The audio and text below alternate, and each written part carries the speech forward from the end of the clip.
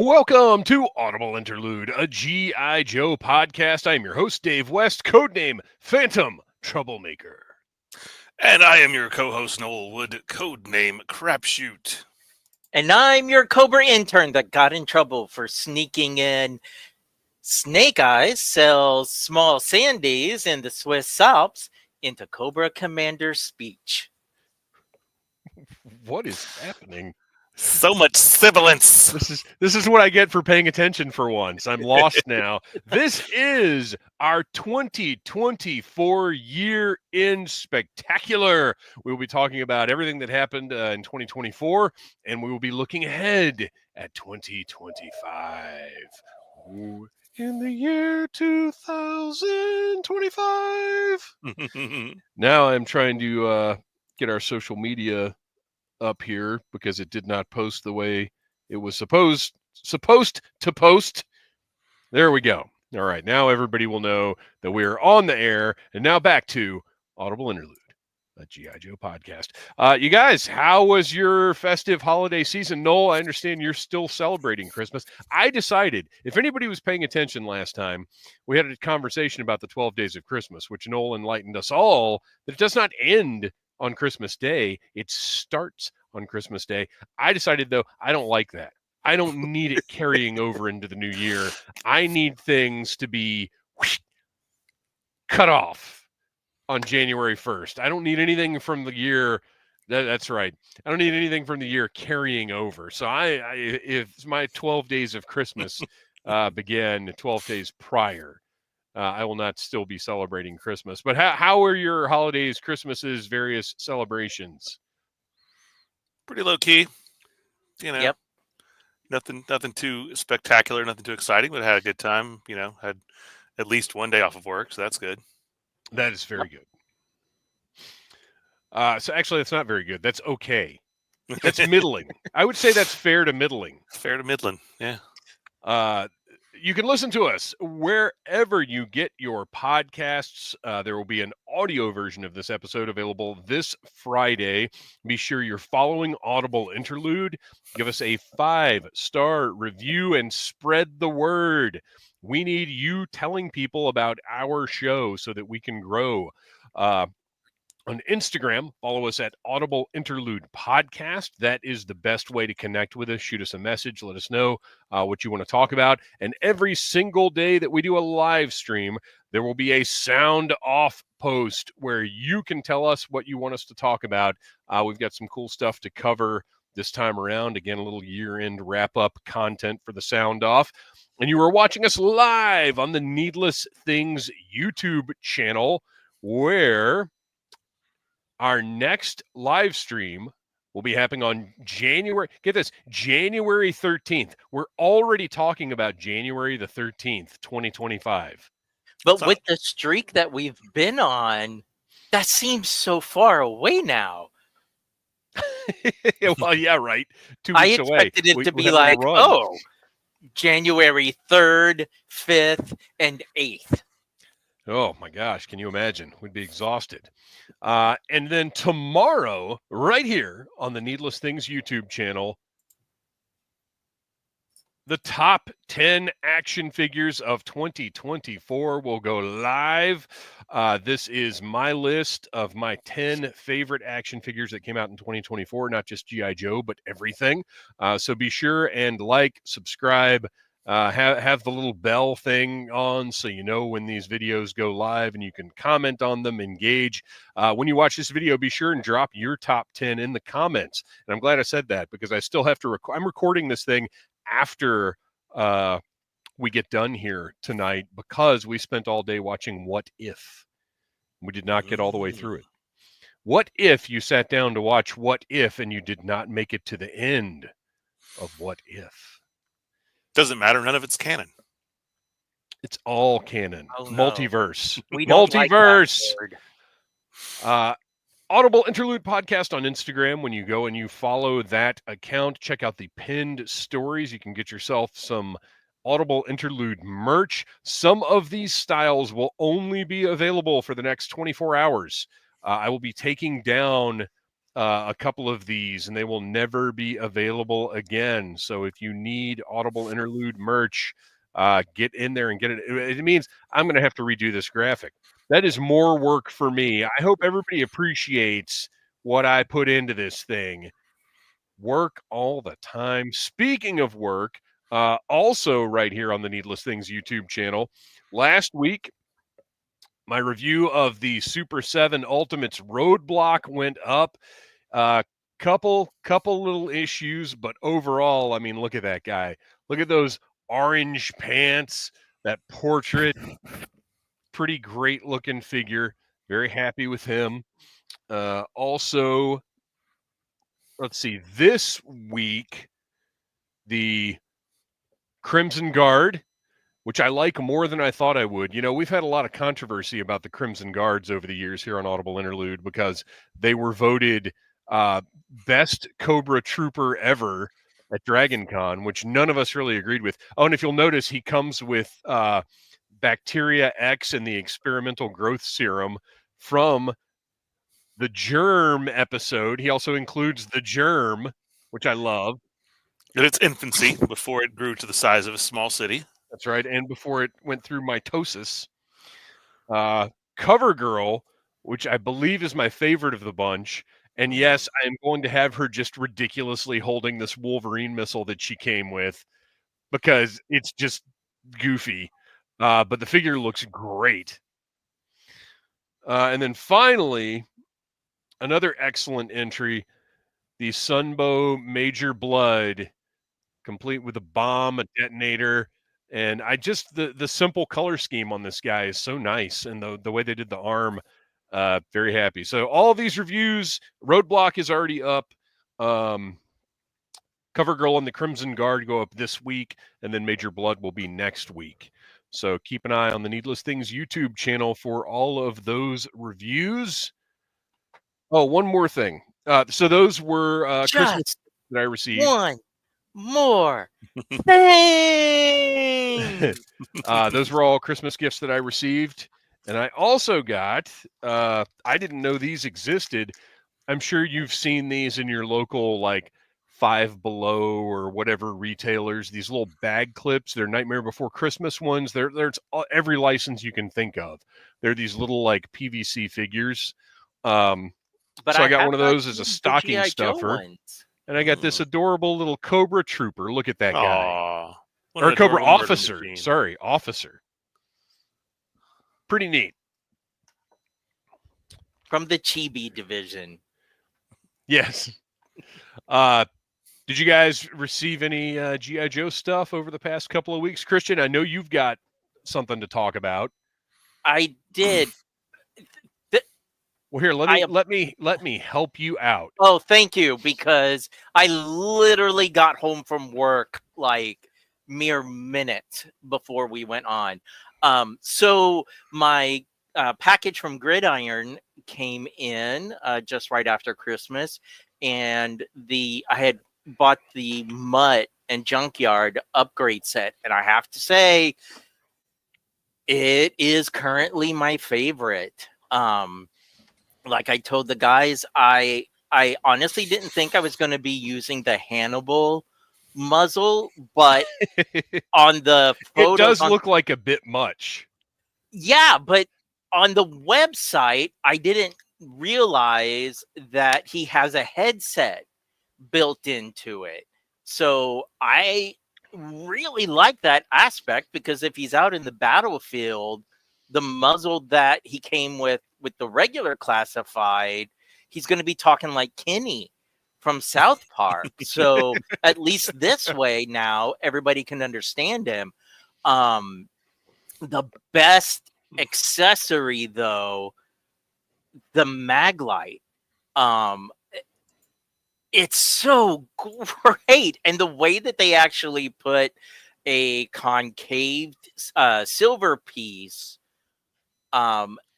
it from a distance, it looks like it has a lens on it. Like, it looks like a mag light. And like I told them again, I didn't realize, that's an accessory we're missing for a lot of Joe's, because when you have that and his Billy Club hanging off his belt, just these two big, I can beat your head to a pulp with accessories. Fun. The only thing I would say to folks who, oh, and the leash, you have an upgraded leash for Junkyard that is made out of actual metal chain. Oh, that's nice. Yeah, but the belt is a solid belt piece, meaning there is no, hook or latch. So you do have to heat up his legs and pop them off at the thigh, and Oh, then wow. slide the. Yeah, I've seen some folks online heating up the waists on their Joes. When they go to customizing them and popping them off the ball peg there, and I tried that first, and it kind of frightened me because I didn't feel like there was a lot to give. I've pulled classified figures apart at the shoulders, biceps, thighs, hips, boot tops, and there have been a couple of times where I wanted to pull it apart at the waist, and it did not seem like it wanted to come apart. I maybe if you use the boil method, but there's no need to. I mean, I blasted him with a blow dryer for those hips pop right out, just a few seconds, and it was like pop, and then his classified belt slid right off. This one slid right on. He comes with a walkie-talkie or a military radio. That I love that they're including that in more and more sets, because that is something else I feel like we're missing with our classified figures. And everybody needs a Joe Pro. That would solve that problem immediately. That's true. So yeah, I was missing. I had ordered one of their caps for my rock and roll, and it was missing. I already reached out to them. It's getting sent. So once that comes in, I'll let you guys know how that is. But it's cool. Great set. Yeah, I mean, the stuff looks really cool. I like, on the one hand, I really want to get something from Gridiron just to check out the quality and have it in hand. But on the other hand, I don't want to go down that road. So you have no idea. I got one of those at work. It gave us like those Visa gift card. Oh, yeah. And I was like, ooh, this would knock the price down on that Gridiron Bivouac. Oh, my gosh. Enough. So tempted. So tempted. But I'm trying to say no. Well, I've got one more piece of follow-up, but before that, we want to check in with the chat. Smog17 is hanging out. JJ Shoulder Height is here. Wreckship 85, Scale Model Joe's, White Mike Begata, and Road Pig John all hanging out. And White Mike, you're going to have to elaborate, unless Noel or Kristian can fill me in. White Mike Begata says, just got my after-action report command files today. I'm going to need a little clarification because I have no idea what that is. And Wreckship 85 says only 25 more weeks until Joe Fest 2025. So my calendar year goes from Dragon Con to Dragon Con. So yeah, that's about right. Yeah. Don't make me switch it to Joe Fest. No, you just got to add it in. It's added in, but I can be like, okay, 25 weeks, and then as soon as it happens, okay, 52 weeks. Like, I can't wait. So a couple of weeks ago, everybody met our new puppy, Buddy Kringle. He's upstairs. You may hear some puppy noises in the background. It's just how it is. All right, so here's my follow-up. I think it was on the live stream a couple of weeks ago that I talked about that windscreen for the whale. Wasn't that on the live stream? Well, we were talking about it before, I think, before we started. Oh, were we? Okay, so that might not have been recorded. So if there's something you want on eBay make sure you watch it. Like if it's something you have to have immediately, go ahead and buy it, whatever. But if it's something you're kind of thinking about, make sure you watch it. Don't just look at it and then move on, because what happens is the seller will often, I would say now, probably 3 out of 5 times will send you an offer with a discount. I watch and add to cart for just about anything that I want, because one of those two actions is likely to trigger that sort of response. Right. So, Especially if you like some of the niche stuff. and Cause when they send you, well, yeah, I know your anime statues are a whole other thing. no, I'll let you finish. But then when they send you that offer, make a counter offer. Don't just accept that offer. If they send you an offer of $35, send an offer back of 27. And then they counter, and they either counter with their original offer or they counter with, 30 or whatever. And then with a little counter offer, I got a price I was very comfortable with on this, and I'm opening it up right now. I haven't even opened it yet. Normally with eBay, this arrived today. Normally with eBay, I open and verify like as soon as I possibly can, because I don't want people waiting around for their feedback or whatever. But I knew we were doing a live stream, and I thought, well, it'll be exciting to open this up. And first of all, I was concerned, man, what if they send it in an envelope? And I don't see anybody sending a whale windscreen, like a bubble mailer. But at the same time, you don't know. But fortunately, it came in this nice big box. If Walmart was shipping it. Right. It'd be in yeah. Or Amazon. Man, I have a Amazon story. I couldn't take a picture until after I gave my gift to my wife, because she gets a notification every time a new photo pops up on my camera. So I ordered the new Zelda game for her for the Switch. Amazon shipped it to me without any packaging on it, just a shipping label on top of it. Oh my gosh. No. So a $60 game. Yeah, right in the middle of Christmas, put on my doorstep. Perfect. Nice. Absolutely straight. All the tabs are intact. And that's original. Great. That's not a repro, right? Yeah, no, this is legit, real deal. Nice. No, it's not a reproduction. Yeah, it looks great. I might even wipe it down with my new Jinkies. Jinkies. I was telling Noel about this before we went on the air. I got these in my stocking. They were stocking stuffer, and what they are glass. They're a brand of glasses wipes, because like I don't know what happened with glasses in the past decade, but you can't just wipe them on your shirt anymore. Like my whole life, that's what I did, and now you can't do that. It leaves like smudges and stuff. And then these little microfiber things, like eventually they stop working. But this crystal clear after a wipe down. These things are great. So that's not a sponsored endorsement, although Jinkies, hit us up. We'll talk about you every episode. But anyway, I'm going to set this to the side. I am not going to attempt to reach over and put it on right now, because that's how accidents happen. I'm just going to set it right there on my table. And, well, I was going to save this as a surprise, but now since we're all sharing great eBay stories, after we recorded last week's episode, and if you haven't listened to it, listeners, go check it out, because we do an America's Elite on Spirit.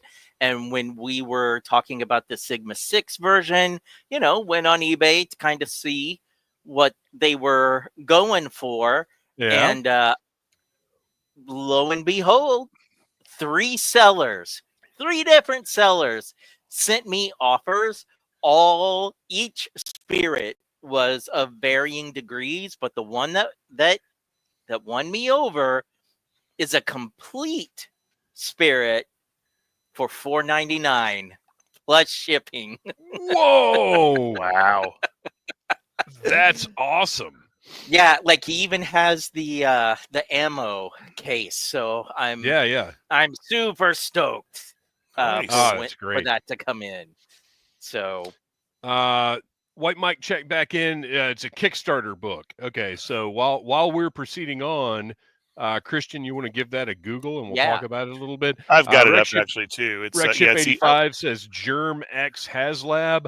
Let's get. Well, Germ X, I keep that in the car to clean up after after visiting the store. But yeah, I'm down with that. I've talked about on the show before how much I would have loved Super 7 to do a giant germ and airtight rocket ship. All right, what you got, Noel? So it is an unofficial G.I. Joe character guide created by Greg Augustin with Josh Eggebeen and Roger Taft. 180 full color pages printed on 100 stock paper and a 8.5 by 11 inch magazine size publication. Soft cover printed by Print Ninja. So yeah, it's a neat like character guide that unofficial list of G.I. Joe characters, and it looks like the old Who's Who from DC. Oh, nice. Yeah. So that's cool. That's a cool looking book. I'm gonna have to check that that out. We'll have to look into that a little bit more and maybe talk about it in the future.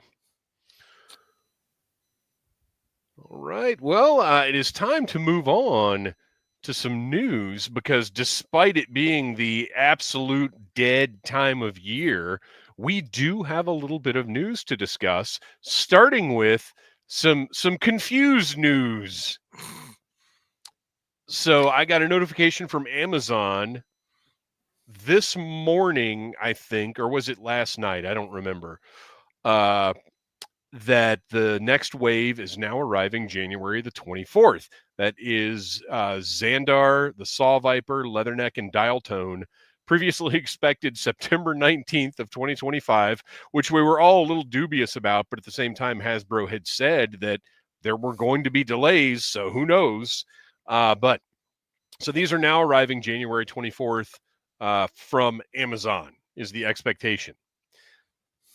But then we get an email. Kristian and I both received emails from Hasbro Pulse. Although, Kristian, yours look different, but that might just be your browser or something. Here is the email that I received for Dial Tone. Hi, David P. West. We hope this message finds you well. All right, calm down, Pulse. We're emailing you for, and this is such a confusing email. We're emailing you for one of the two reasons below. One, your item will ship soon. We wanted to give you a heads up that your order is getting ready to ship. Please see below for details. And then it gives you the order number, the date you ordered it, the item.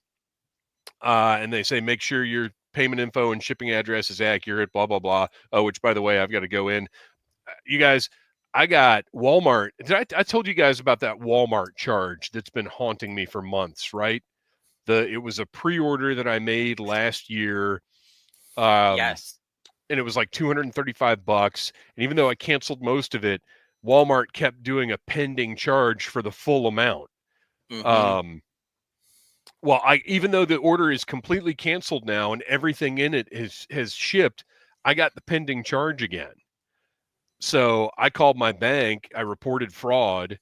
I canceled that card and am waiting to see what happens with that. But that reminds me I need to go in and update my Pulse payment method. But anyway, to make changes, blah, blah, blah. And then, or two, a pre-order has a new shipping date.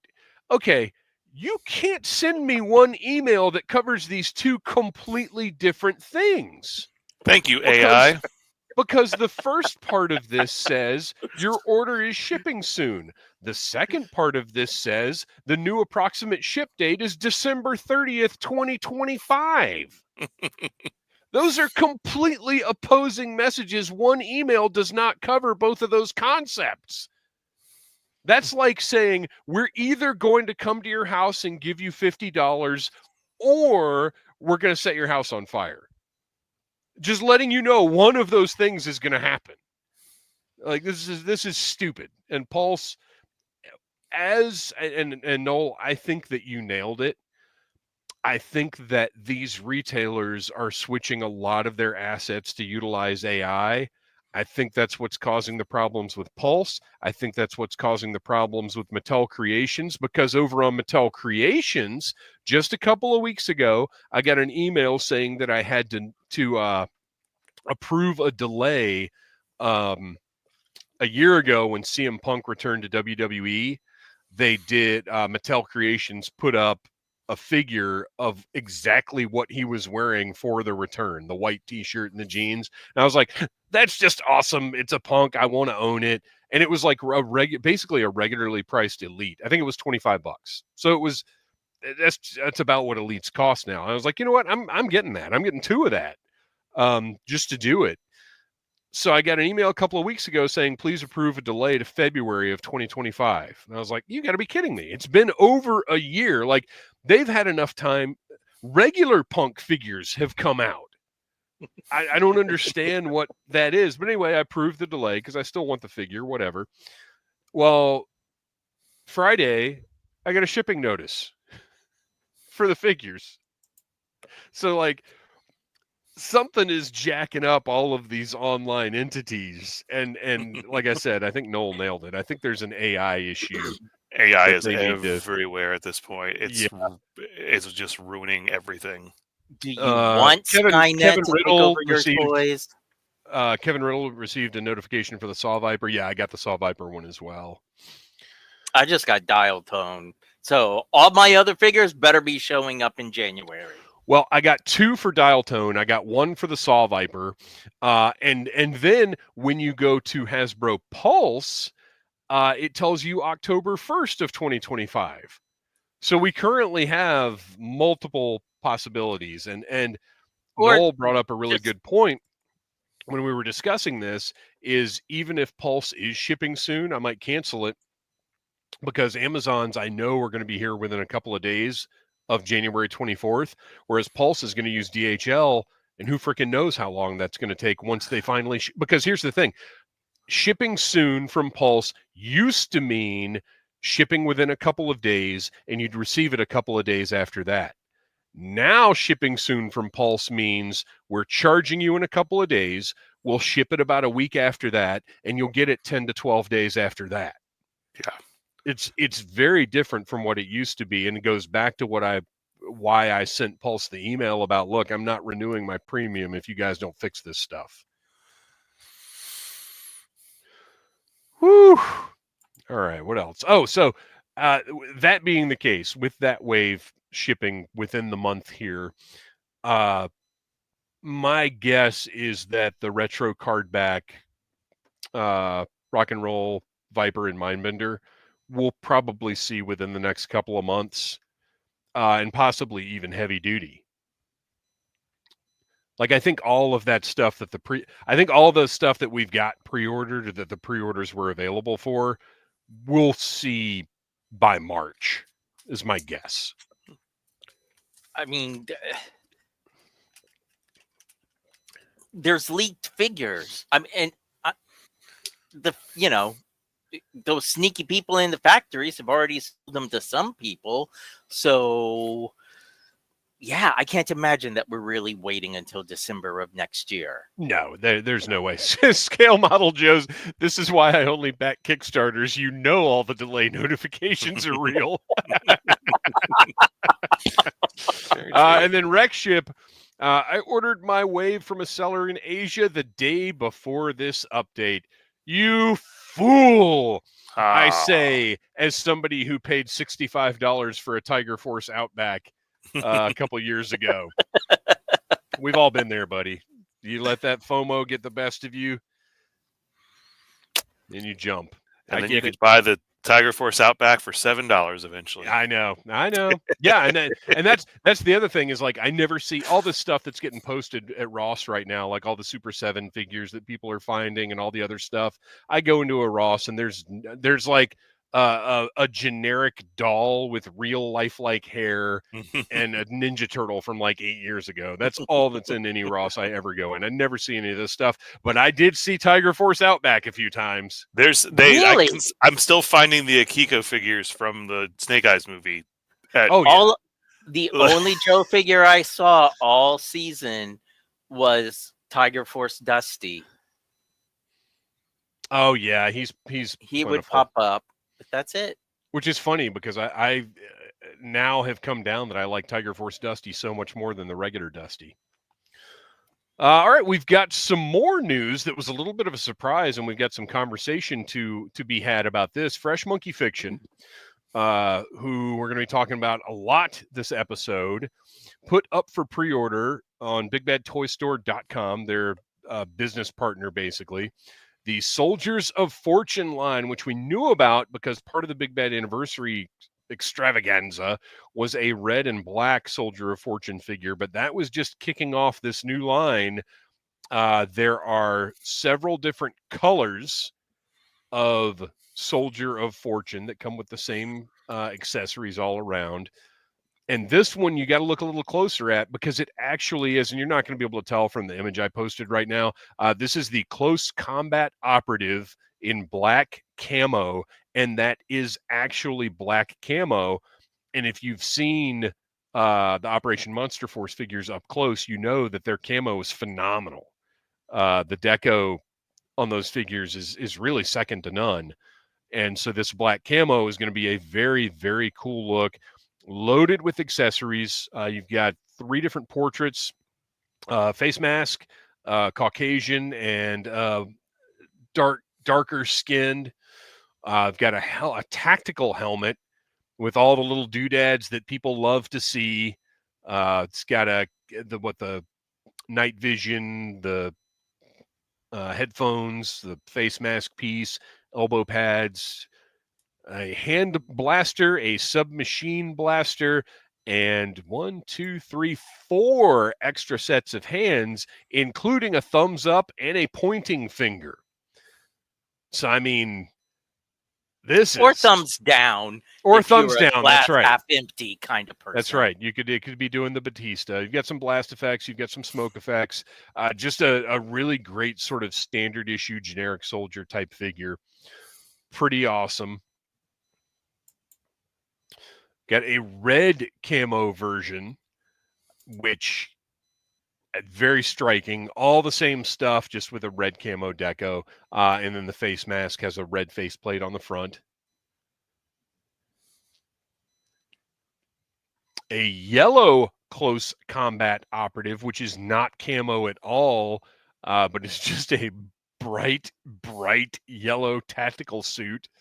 If you're wearing that shade of yellow, you're not trying to blend in. You don't need camo. You're I am so confident in my abilities. Look at me. Come on. Or you're cannon fodder. Mm. Here is your suit. You go to the front lines and do your best. If you survive, maybe we'll give you one of the black camo suits. This one is I'm not really. I think the other ones all look great, but it's not really anything I'm interested in. This guy, on the other hand, is a just very general purpose terrorist thug looking type of guy.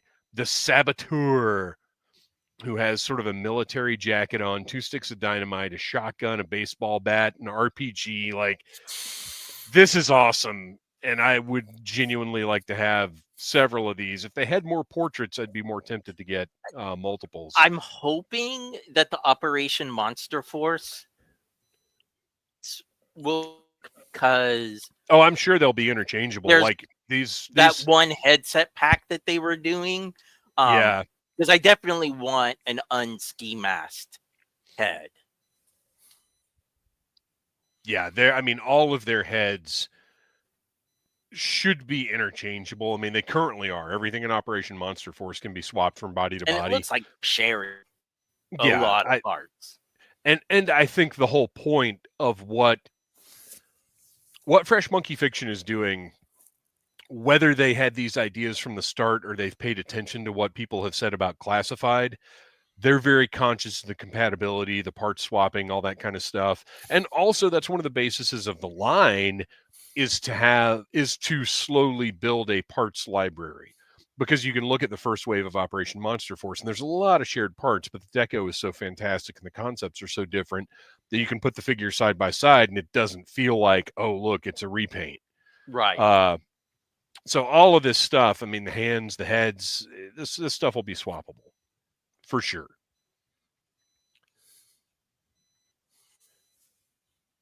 And here we go, fellas.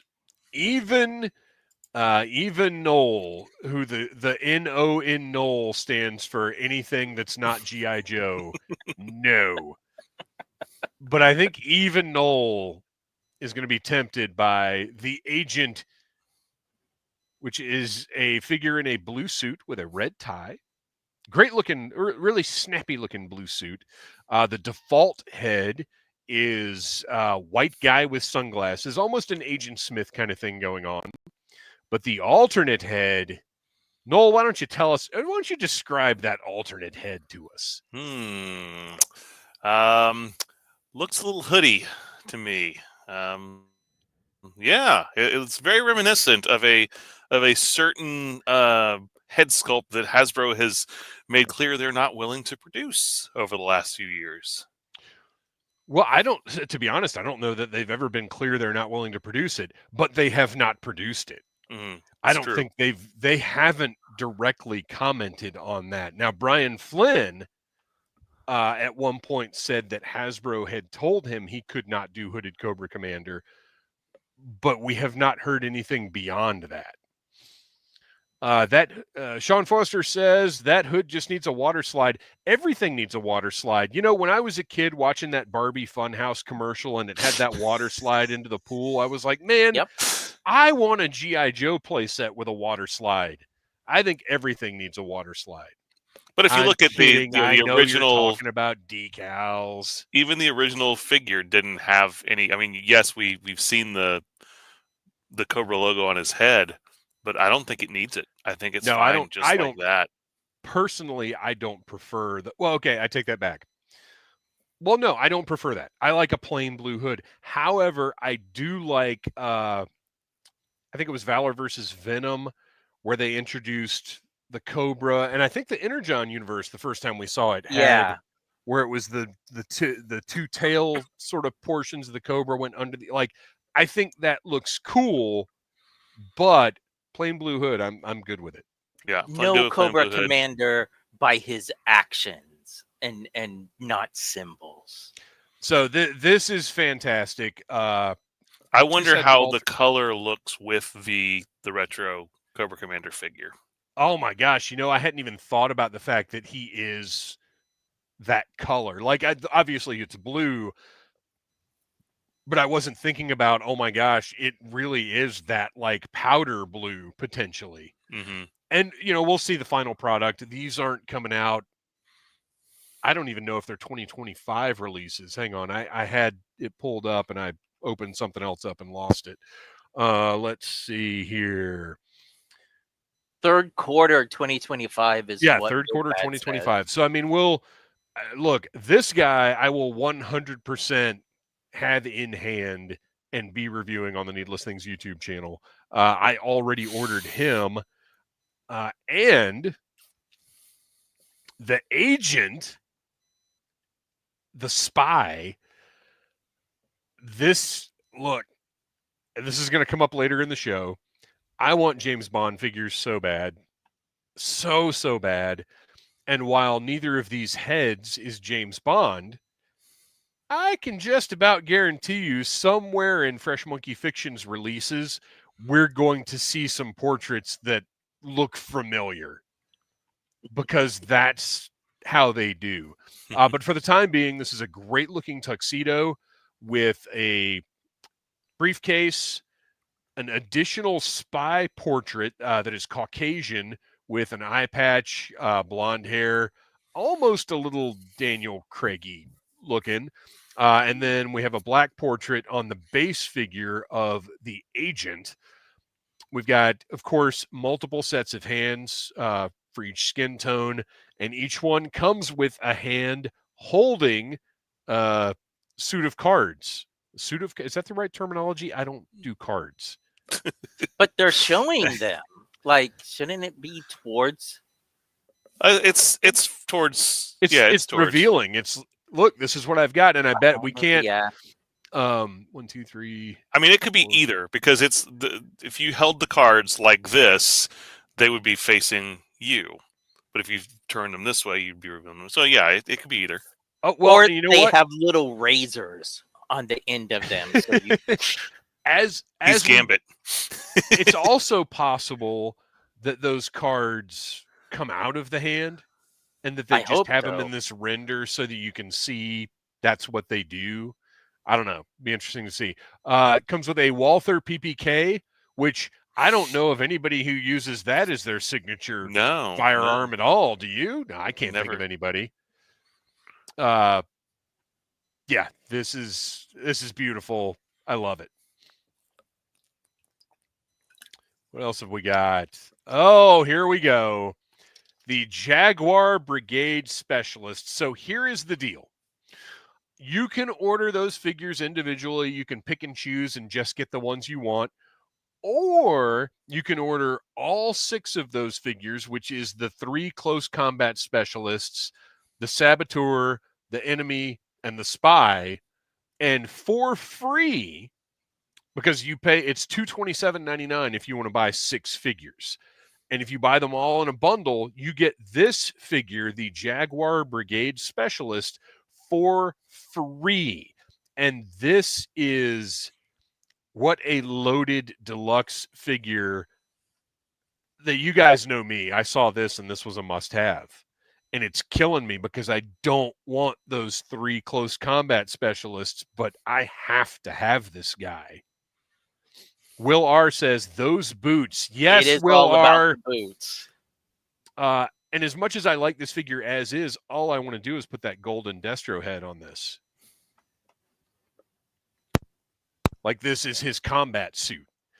Ah, man, this is incredible. I think what I'm going to have to do is order the full set and just flip the close combat guys. Rec85 said that Fresh Monkey Fiction clarified in a Facebook comment that there will be other Jaguar soldiers in the future. So how do you guys keep up with all this stuff? It's too much. Yeah, I'm never on Facebook.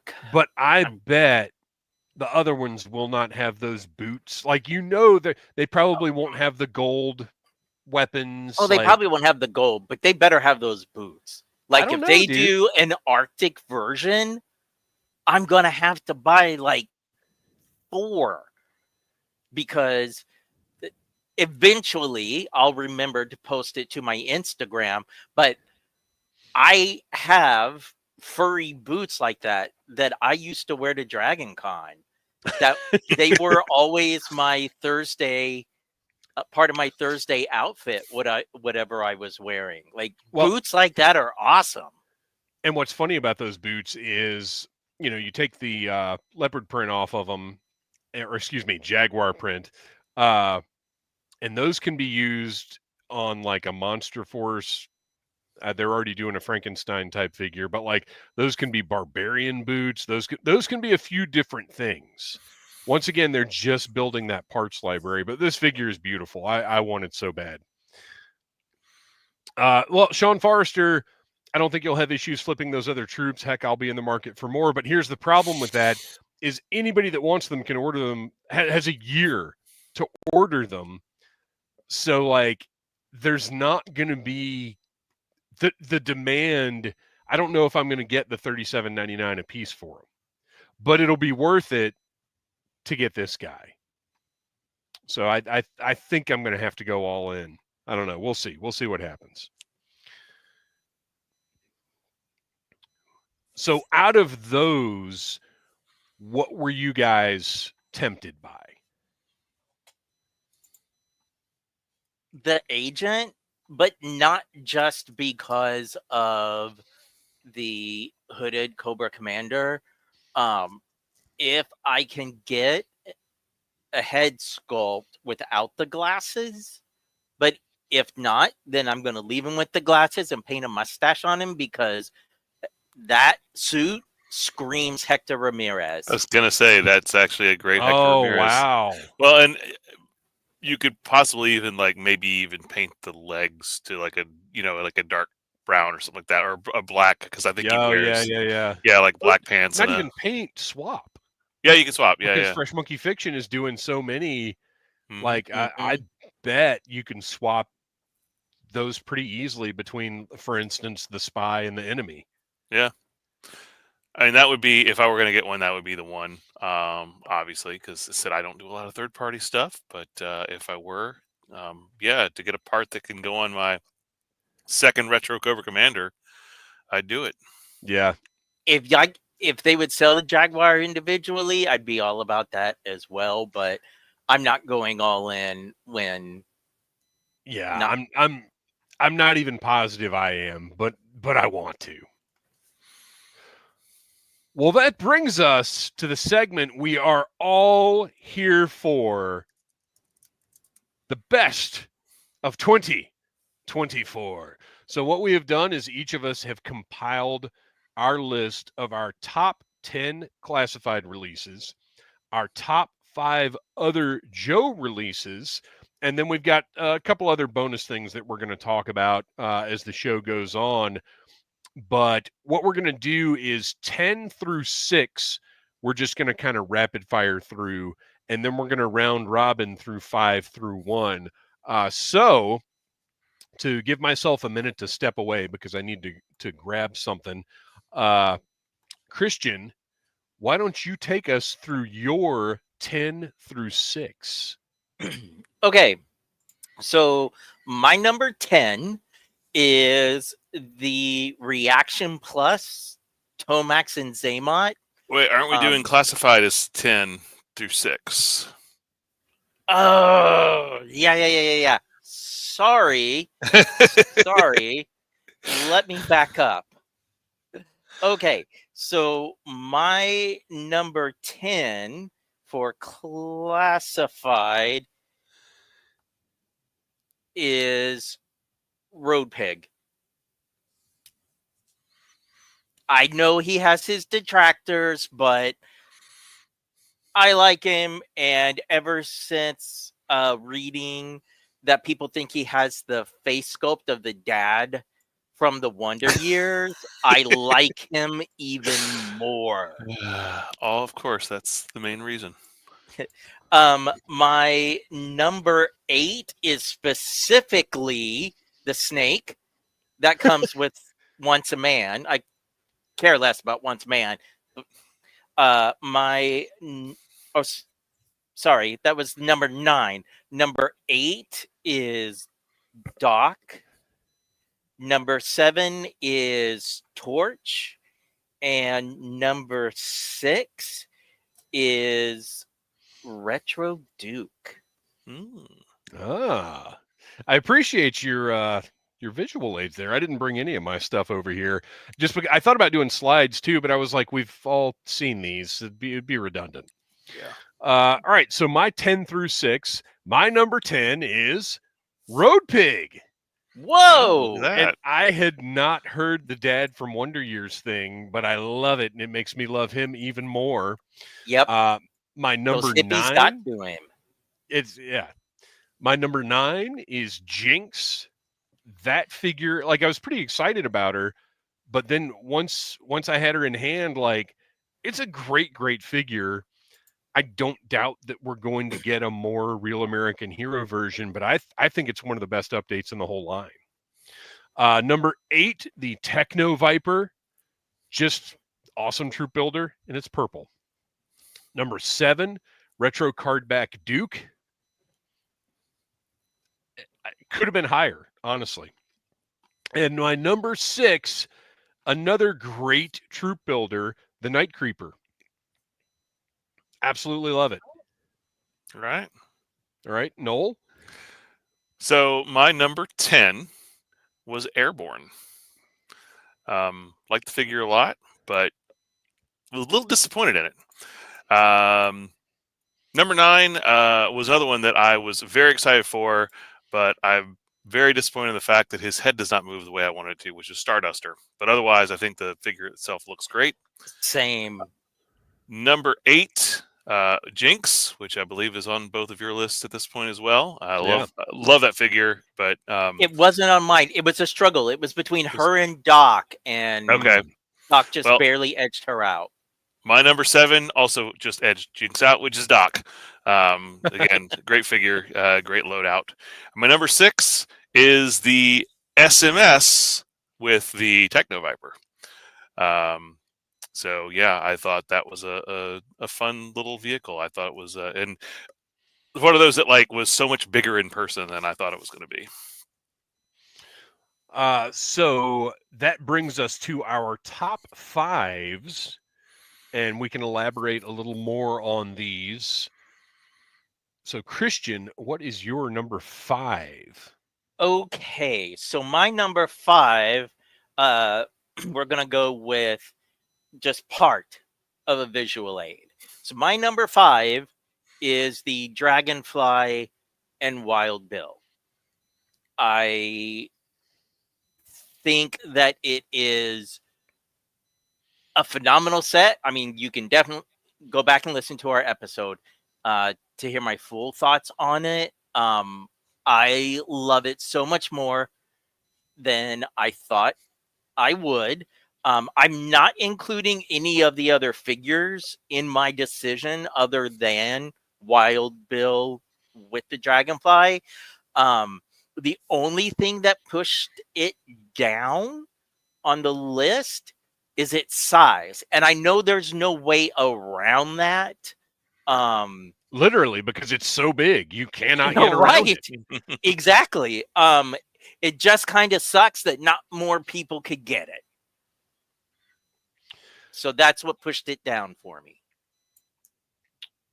Yeah, we discussed this beforehand. And look, the way I did my review was I reviewed the Dragonfly with Wild Bill and then did separate reviews for the Unlock figures because, yes, they were all a bundle, but to me, they're kind of separate entities in that way.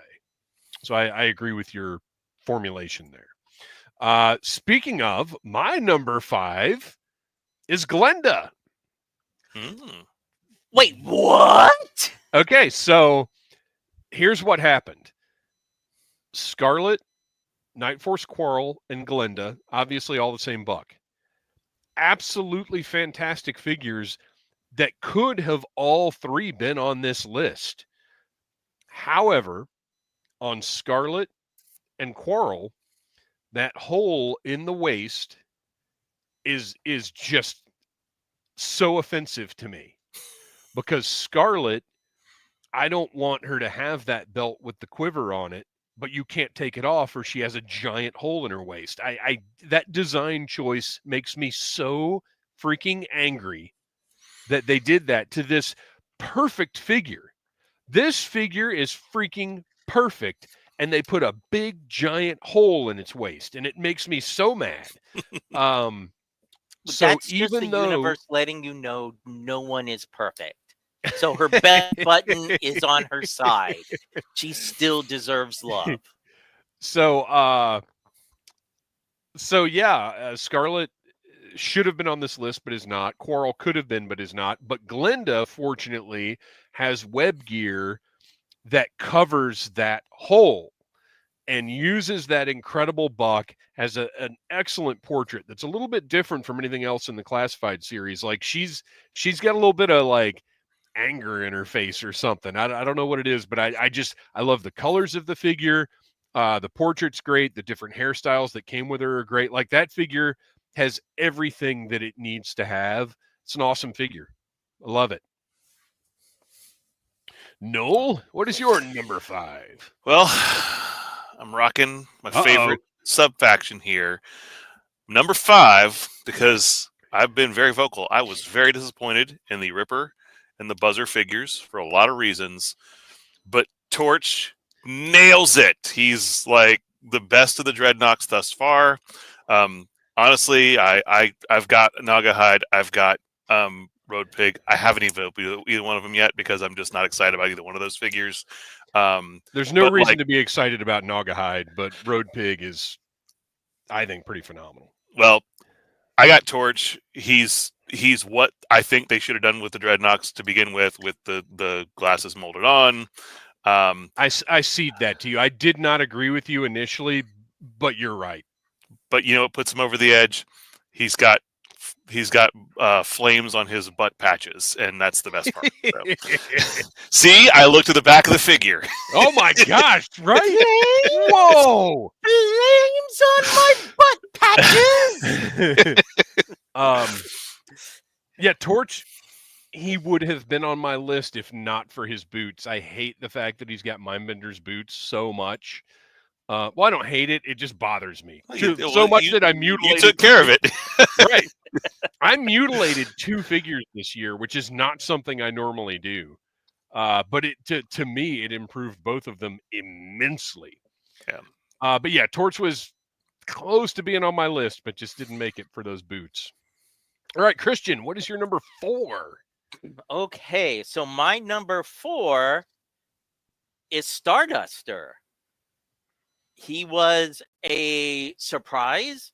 I thought he was just going to be a redeco of the retro Duke. Like, same head, just hair painted black. It's not. They gave him a different sculpt. I feel like if you're going to do a deluxe figure, this is how you do it.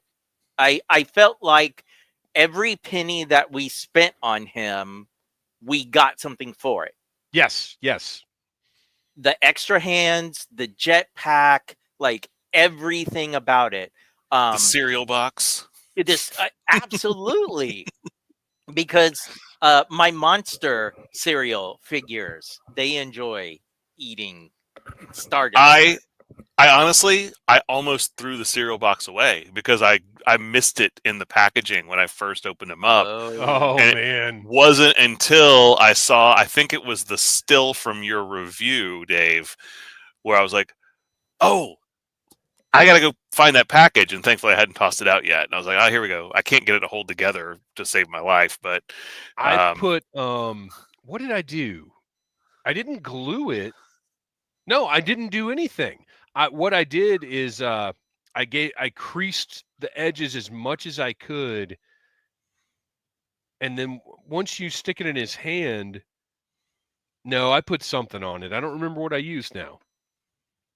But what adhesives I have sitting around here, because I wouldn't have used like Gorilla Glue. The only thing that kind of bumped him down to being number 4, like Noel said, he should have had an articulated neck to look up. That's why he's not on my list. The other night when I was doing some customizing, I thought, hey, I'm going to pull the neck off of the original Duke and put it on him because it does have that. And they're different skin tones. Yeah. And it's way too different. But it just reminded me again, like, Hasbro, do better. Star Wars Black figures have that joint in the neck. That is...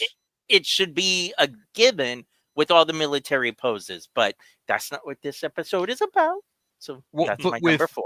Whether it's jetpacks or snipers or whatever, like that, when we first started getting classified figures, that hinge was such a fantastic thing. I remember in my early reviews, I was like, this is so amazing. This is great. Why don't all Superman figures have this? This is unbelievable. And then they eliminate it. I mean, it really is disgusting. For the figures that like Dusty, who again needs that to be able to pose, things like that. Yeah.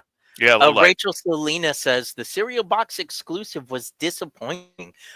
Care to elaborate in the comments? I am genuinely intrigued. Yeah, I am too, because I was pretty happy with it. All right. So my number 4 was the retro card back Cobra Commander. And I'll tell you right now, he could have been number 1, but I actually landed on not liking the vac metal faceplate. And this is going to sound even weirder once we get further in the show when I discuss a pick from our sound offs. But it doesn't look right in this line to me. If it's fine for like a special release, but for the Cobra Commander that's leading the troops, that vac metal sticks out and seems so out of place in this line to me. And I'm not saying they shouldn't have done it in vac metal. I think it was the right thing to do, but I don't love it. And believe me, I'm shocking myself by saying that, because I campaigned in my interview with Ben Conway from Skeletron. I told him they need to do a vac metal Robo Skull. So like, I love some vac metal, but there are things that, I don't know. Like I said, when I look at the shelf, it just looks weird to me. But it's still number 4. It's still the 4th best classified figure that came out this year to me. I love it. In every other way. Well, you know what? I take that back. Another flaw that I've talked about is I don't like the way they did the blaster backpack. The blaster's too small and the backpack doesn't look good. So actually, you know what? Strike him from the list. I have no number 4. I'm just kidding. He's still number 4. He's still number 4. Noel, what is your number 4? My number 4, I got to bring my list back up because I only have one screen here. My number 4, I've already mentioned once before on this list, but it is the regular release Techno Viper. I didn't have like a strong attachment to the Techno Viper as a kid. It was one that I didn't even have until much later. I like the original figure a lot. But man, this is like the best upgrade they've done for like a regular trooper, I think. I just like his colors are so much better than the original. Like his proportions are so much better than that original figure. And I think he's just a great figure to have several of and pose around and like just doing things on like fixing your his tank. And I adore the figure, and I love all the little attachments. So, he can, have his little wrist hologram and stuff like that. Yeah, it's funny because that was number 8 on my list, and I don't have, aside from it being purple, I don't have any nostalgic attachment to the Techno Viper because it was after my time, or at the very least, I didn't have one when I was a kid. Was it 87 or 88? It was 87, but it was 87, the only. So yeah, it was the only Cobra 87 figure I never owned. I just didn't have it for whatever reason. But there may be a couple of things that could have been done better, but I still love it as a troop builder. And if you remember, I made my Techno Viper Mindbender custom that still, I think, looks awesome. So yeah, great pick for number 4. Absolutely. All right, Kristian, what is your number 3? Okay, I apologize because I do not have a visual aid for this one because, again, I got home way too late to run back to my photography room. My number 3 is Glinda. And the reason why I was so shocked, dear listeners, when Dave listed her is because of the conversations we have had about the whole in Scarlet. But to me, Glinda and Banks are the 2 best female figures they have done in this line. Glinda edges her out because everything's perfect. She would be higher on my list if it wasn't for the next 2 figures. Every single hair piece looks amazing on her. The extra accessories, and looking at when she was announced, that actually plays into it for me as well, because yes, we got her because they were making a retro Scarlet, but we saw her. Like when they announced Glinda with the Dragonfly, we knew we were getting a retro Scarlet. We saw and a Flash. Yes. Like there is so much about her that not just my love for Glinda, but the excitement she brings for, oh man, there's stuff coming down the line that I cannot wait for them to announce. Also, with the modern era Joes, that blue suited Scarlet I thought was one of the worst figures ever made. I liked it for what it was. I know. Just for me personally, I didn't like it at all. But it sure did keep those pegs warm. It sure did. But at the 6-inch scale on Glinda, I've not removed her web gear. It all aesthetically works. And like Dave said, there's just something in that face sculpt that separates her from all. Like CoverGirl sits in her room just looking in the mirror, crying, going, why? Okay. So somebody make a note, because I want to wait until we're done with this. You brought up CoverGirl. We got a little something to discuss when we're done with our top 10. So people in the comments remind us, or Noel and Kristian remind us, we have to talk about something, the elephant in the Instagram. Okay, so we got a couple of things to address here. First of all, Rexship says cereal bowl would have been nice for Starduster. I agree. Well, he says better to have a cereal bowl. I say both would have been nice. A little sculpted cereal bowl would have been good, but then the price would have gone up by $5 or something. Let's see. So Rachel or Carlos or whoever you are responded. First off, the cereal box won't stay together without some kind of help. While I agree that's sort of frustrating, I think the alternative is, again, a price increase because they have some kind of assembled cardboard cereal box or a plastic cereal box, which I wouldn't necessarily want that. But price is the answer. Secondly, other exclusives like Serpentor, Mindbender, Chuckles, Crimson Strike Team, Once a Man were much more elaborate, and most of those were much more expensive. Like Starduster was not meant to be an elaborate exclusive like that. I do agree the cereal box, I think it's kind of an is what it is thing. It wasn't a problem for me. Yeah, it would have been great to have one that was just ready to go.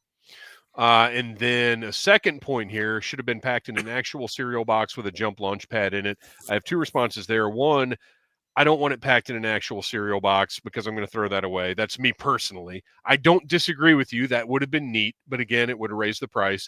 And two, with a jump launch pad in it. Starduster never came with the jump launch pad. I've seen that in a lot of places where people say that should have been included. And I just personally, I don't agree with it. We got to wait and get our silver Grand Slam figure with the jump eventually. Right. Because we know we're going to get a Flash, which means we're probably going to get maybe a Grand Slam too. And if you throw a jump launch pad in with Starduster, that's going to jack up the price like $30. And I don't know that people are going to pay $70 for Starduster. And I don't know if anybody's going to pay $25 for a Grand Slam figure on his own. So you got to pack him in with a jump. I will give all the people mentioning this, him coming in the cereal box. I will give you that. Like, if you legit mean like how is it Funko or Super 7 that puts out the cereal boxes with cereal in it. Like, if they had packaged him in there, you got to reach your hand in and dig out your Starduster. People would have hated it. I'd be all over that. Well, and Travis Feuerborn actually brings up a really good point, but I got to get to his first comment first. So Travis says, my top vehicle, and everybody hanging out in the chat, tell us your top picks. Let us know what was your favorite stuff in 2024. Travis says, my top vehicle was the Vamp with the gridiron updates. My favorite non-Hasbro G.I. Joe was the Super 7 Ultimates Roadblock. And my favorite classified figure was Airborne with the gridiron upgrades. And then I've been so tempted to get those as well. And then makes a good point. I really wish that we got the Action Stars cereal box. Mattel did it a few years ago with the Bootios WWE Elite Tag Team set of the New Day. Travis, that's a good point because, well, it both makes me think we should have gotten the cereal box and glad that we didn't, because I have that New Day box set. I bought it because it was in a cereal box, but it's on the shelf in the box because you can't take those out of the box because the gear they gave us this bright, beautiful New Day box, and then they put them in black gear. It's like the least interesting gear New Day ever wore. It blows my mind that choice. But anyway, it was a fantastic set. So yeah, I see both sides of the cereal box argument. I just wouldn't have wanted to struggle with whether or not I take Starduster out of his packaging. Let's see. What else have we got? All right, I think we're good. That brings us to, where were we? Good Lord. That Kristian, was you got through your number 3, right? No, yeah, that's my number 3. Okay, so I'm up next. My number 3 is Nemesis Immortal. What a figure. I know some folks don't love the wings, but I do because I think they're much more fun than, because I've got one of the Goliath figures that NECA did, and the wings just aren't fun. They look great, they look awesome, but they're not fun to play with. Nemesis Immortal has these articulated wings that you can pose in lots of different ways. Just look, it's a big, creepy, awesome looking figure that almost looks like it could have come from NECA. Like, that's how great the paint and sculpt are on the figure. And if you tune in to my top 10 tomorrow, you will see how incredibly well this thing stands up for being so bulky and having these massive unwieldy wings. It's a heck of a standard, which I thought it was going to have all kinds of problems. So yeah, Nemesis Immortal is my number 3 pick. Noel, what is your number 3?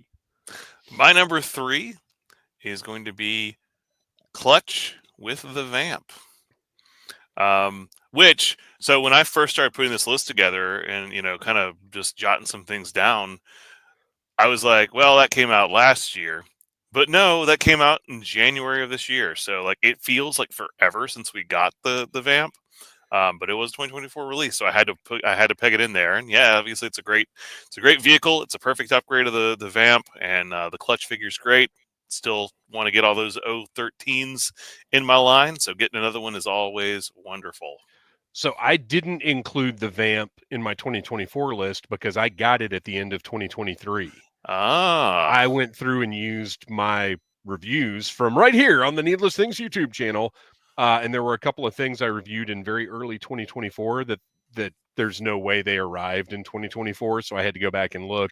And I think the Vamp was one of the things that,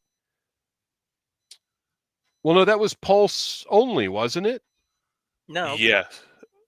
Well, Big Bad eventually had them because right, that's but where my friend eventually Wes wouldn't have been my case. So I guess Pulse just shipped it super fast to me or something. But And it's possible I got mine in 2023 and I missed. But like when I went back and looked because I saw it because his tank lists as a 2024 release. But they also listed Night Force Tunnel Rat, who was end of 2023. Okay. And then there was one other that they had as 2024 that came out at the end of 2023. But the thing is, we get in this blurry area when it gets to November to like February, where some things ship early, some things are scheduled for 2024, but hit like, so whatever. It doesn't We're matter. counting it, Noel. All right. Well, that's what I was looking at. I was looking at like people's Reddit posts and in like other forums and stuff, and everybody was like, the first couple weeks of January was when people were getting them. So I was like, all right, it's 2024. But yep, it was right there in that blurry area. Oh, and you know what? I'm almost positive somebody in this house received a Vamp for Christmas. Now that I'm thinking about it. So I should just strike this and move everything up and put my No. I'm putting my foot down, or my because Retro Duke was the one that almost made the cut but did not. I'm trying to look at my order here, but my Pulse page is shockingly so messed up that I can't. Let's see. Oh, get out of here, you. Well, Sean Forrester says, yep, Vamp was Pulse only. Got mine the first week of January, but some got the end of December. So there you go. It's a 2023-2024. And Wreckship85 says, in no particular order, my top 5 classified figures for 2024. The Twilight Guard, the Iron Grenadier's Bat, Wild Bill, Big Boa, and the Cobra Ferret and Ferret Scout. Oh, interesting. That one almost made my list. Almost. The Ferret? Yeah. All right, Kristian, what is your number 2? Okay, well, as usual, but mine is in a particular order. Wreckship85 and I seem to be on the same wavelength because my number 2 is the Iron Grenadier's Bat. I love this figure. I have stated many times in the past on this podcast that I don't have a lot of emotional attachments for the bat. So the Arctic one so far was the only one that I was like, oh, I'm so excited for this. But this, my gosh, the color scheme is perfect. The just everything about it, it's so incredibly toyetic. And this is one goes like whenever I'm watching a movie or something and I'm like, oh, I want a couple of figures just to kind of play around with. I've not put him down since I got him. It's amazing. Yeah, mine haven't arrived yet. Mine would probably make this list if I were able to have like gotten them out and mess with them. But like DHL has taken, I think it's like 8 days since I got the shipping notification, and my regular IGs and my Alpine just arrived the other day after I think 13 days from the time that I got the shipping notification. My Alpine. Yeah, not that I'm bitter. Or more bitter. Okay, so this is crazy. Mine? I am completely wrong about the Vamp. And it sounds like everybody else might be wrong too. My Vamps were delivered on March 14th of 2024. Wow. My review went up March 18th of 2024. So I am completely wrong, but everybody else is as well. Time doesn't make any sense anymore. All right. Let's see. Who else have we got? Rachel, did we read? Rachel Salinas. Carlos's top Wreckage, Metalhead, Glenda, Quarrel, and Pork Belly, not Naugahyde, just Pork Belly, were among my favorites for 2024. Metalhead was so close to being in my 10 through 6. But I hold it against Hasbro that they screwed the missiles up. I'm with you on that. He would have been on my list if not for that. Yeah, I tried not to include anything where I had to go to a third-party vendor to make a figure perfect. But he is awesome. Sean Forrester brings up a good point about that Iron Grenadier bat. So glad we got painted gold versus gold plastic 100%. Yep. I mentioned this in my review. Hasbro, I call it the plastic they think looks like metal that they tend to use for anything that's like silver or gold. It's that like has the little patterns in it and it doesn't really look like metal at all, but they use it for everything. I'm so glad they painted those parts. Pearl gold is what Lego calls that. Yes, pearlescent. It does. It looks pearlescent. Yeah. It does not look like metal.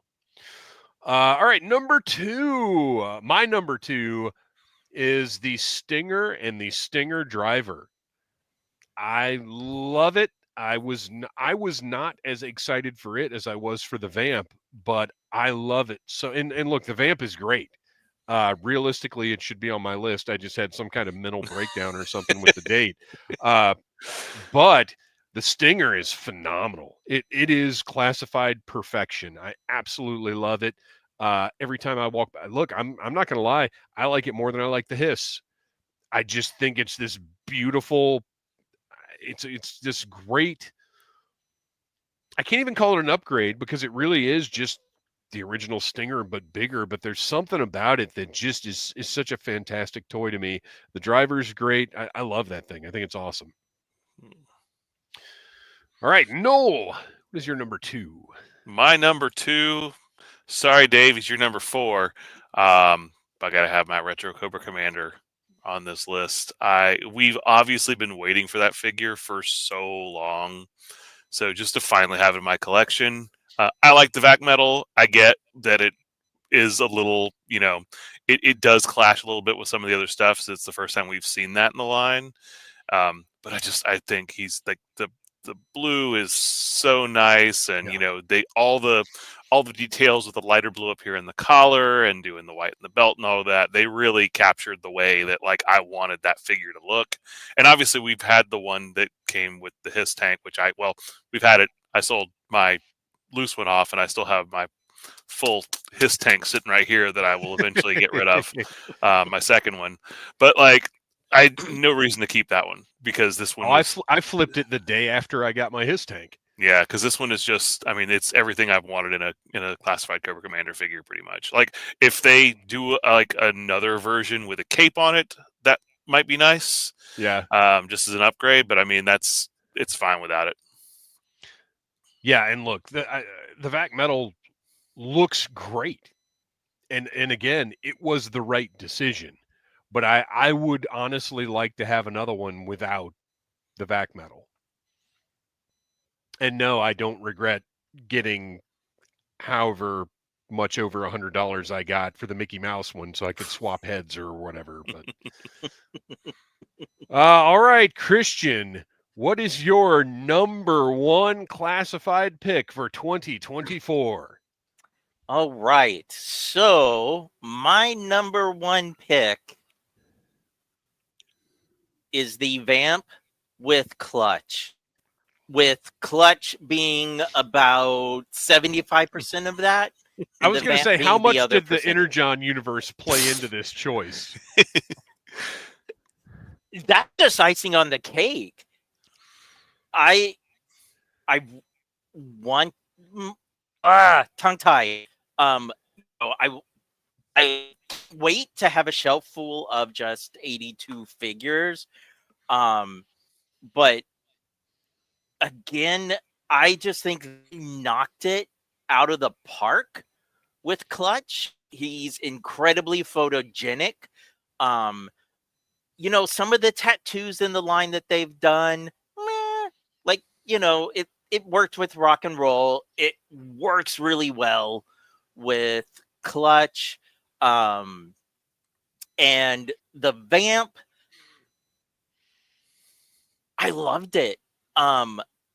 Yes, Travis and some of the other people that I've seen talk about the gridiron upgrades, and man, again, I have been fighting the urge to pull that trigger because I know if I get just one of the upgrades for it, I'm going to want to get all of them, but I still enjoy it even without the upgrades. Yeah. And it was, again, at a price point that I thought was so incredibly reasonable for what we're getting. Like, this was so much bigger than what I thought the Vamp was going to be. But yeah, especially for as much as I liked Clutch, the Energon universe has made me love Clutch, and don't tell a certain naval soldier, but if they don't hurry up and introduce Shipwreck, there might be a change in some cosplay. Oh man, that would be awesome. I would love to see that. Sean Forrester, I want a few more drivers. That gray colorway is great. I agree. And to be honest, if they were to release the Viper, the glider thing, I would be okay with them deciding that pilot is in gray. Same thing. I think we've already seen a render for the Fang, but that pilot was in blue, weren't they? I can't remember, but I think they were blue. Kevin Riddle has dropped his top 10. 10 Iron Grenadier, 9 Airborne, 8 Techno Viper, 7 Torch, 6 Doc, 5 Wild Bill, 4 Legacy Halo Jumper, 3 Nemesis Immortal, 2 Retro Duke, number 1 Vamp with Clutch, or Retro Cobra Commander. I'm going to assume you put that or in there in the event that we didn't narrow down that Vamp. I want to, I guess, get some hate or something, or give you a good soundbite to put on the social media where people can go WTF. Because Retro Cobra Commander was very close to making my list, But Oh, wait, real quick. I have a correction here. Will R has a good point. I said the Fang only because Tom Henry is always on my mind. Will R says it was the Claw. The Claw and the Pilot are what we saw the render for. Yep. But I do think that Pilot was blue. With the Fang, the one that came with the... Yeah, Carlos says the Viper Glider Pilot was blue with a silver Cobra logo, which... It's like the Viper Glider Pilot. Right, exactly. Yeah. All right, sorry, Kristian. What were you saying? No, I was just going to say, as when they announced him, I was super excited. I don't have any problems with mine. It is everything I wanted in a Cobra Commander. However, unlike Dave, I didn't flip my Mickey Mouse one. Like, the package is still sitting on my shelf. So I feel like because I had all that this time of looking at him, that when the new one came in, I was like, oh, yep, it's that Cobra Commander. So that's what kind of... because you'd already spent time with it. Right. It had killed a bit of the shine. Right. Yeah, I totally understand that. Rekship85 says the Claw Pilot is the Valkyrie figure with a red chevron helmet. Honestly, I think they should have gone with Sitgo, but whatever. My number one is the Dragonfly in Wild Bill. I to me, there's just no question. That thing is phenomenal. Wild Bill is very well done, but the Dragonfly itself, again, it's funny. I never wanted classified vehicles. If they never release another one, I'll be perfectly happy. And as much as I'm a helicopter guy, I love helicopters. But I was just like, I don't know if I need a classified scale Dragonfly. But that thing is a must-have toy. It's just incredible. And for me, no question, the top release of the year. All right, Noel, who probably hasn't opened his Dragonfly yet. That might be my number one. Where I too have opened it. Yeah, just nowhere to put the Dragonfly. This room right now is a disaster, and so is the entire downstairs of my house right now, trying to reorganize some stuff. So hopefully in the future, I'll get to where I can do that. But my number one is also high on your list as well, and of course, I love the Vamp and Clutch. But the Stinger and the Stinger Driver just blows it out of the water. Like, they took an almost perfect vehicle. Well, it's got the rockets. The color scheme is so perfect. Like the black is like that perfect matte, and of course you have the accessories that close in the canopy. I've always preferred the Vamp 2 and the Stinger because they close that in a little bit more. It just feels a little bit more complete. And the driver, as who was saying there in the chat a minute ago, yeah, I want them to do a retro version, because the one thing I have against the driver is he has the more like modern face mask. Yeah, I want one that just has a standard balaclava. So if we can maybe do a retro carded version of that one, I would love it. I doubt they're going to do it, but I'm saying right now they need to go back to the drawing board with the Cobra Trooper and give us one that doesn't have all the gimmicks. Right, and that's the thing is, I don't mind that so much on the Stinger Driver, just because it doesn't. Well, it really makes more sense on the driver than it does on the Trooper, but I want him to go back and redo the Cobra Trooper head to toe, make a more basic one. And I'm not saying make it Sunbow looking, but just make something that looks more like a retro Cobra Trooper, and then do a retro driver based off of that buck. Because look, something we're going to talk about in just a minute here that we have to talk about. Well, we'll get there. So anyway, yeah, that Stinger, man. Ominous. And the fact that the Stinger was the same price as the Vamp, but came with so much more. Yeah, and they fixed the problem they had with the Vamp. Obviously, the Vamp was so underproduced. It was so hard to obtain. And the Stinger still readily available. Like, you can still, to my knowledge, still order them for. Well, they were on sale for a while. You get them for like $74 on Pulse. Sorry, I'm looking something up right now. Oh my gosh, the Facebook search was is the worst. the Stinger was very close to being like on my initial list. It was on there, but then I was like, your list can't really be all vehicles. Like, Well, I said I had to I kept the ferret off my list. I was like, I've got the SMS, I've got the Stinger and the vamp, and I couldn't, since I didn't open the Dragonfly, it clearly didn't make the list. All right. So that was our top 10 classified of 2024. Real quick, here's the thing that we have to talk about. I've made it pretty clear that I don't like talking about leaks. I don't appreciate leaks. I don't like that the first time we see these figures is in this lousy image that's the colors aren't correct. It's not a final product. It's not something that Hasbro looked at and said, this is the first impression we want people to have of this item. I don't like leaks. However, Full Force is releasing these leaked photos all the time, and we know that Full Force are buddy-buddy with Hasbro.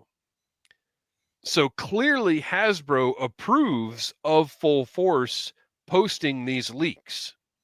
So while we're not going to share these stolen pictures, we will very quickly talk about some of the things that Full Force posted.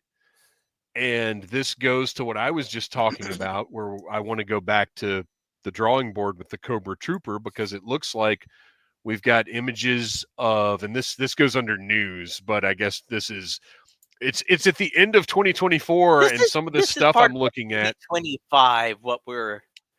Well, some of the stuff we're looking at is the best news of 2024, so I guess we'll include it here. The first 5 images that popped up earlier today are test shots of a retro cardback bat. Have you guys, Noel and Kristian, have you guys seen these? Yeah, I'm looking at them again right now. I pulled them back up. A retro cardback cover girl. These are all retro cardback. Televiper, Flint, and what appears to be do you guys think that's just a green shirt?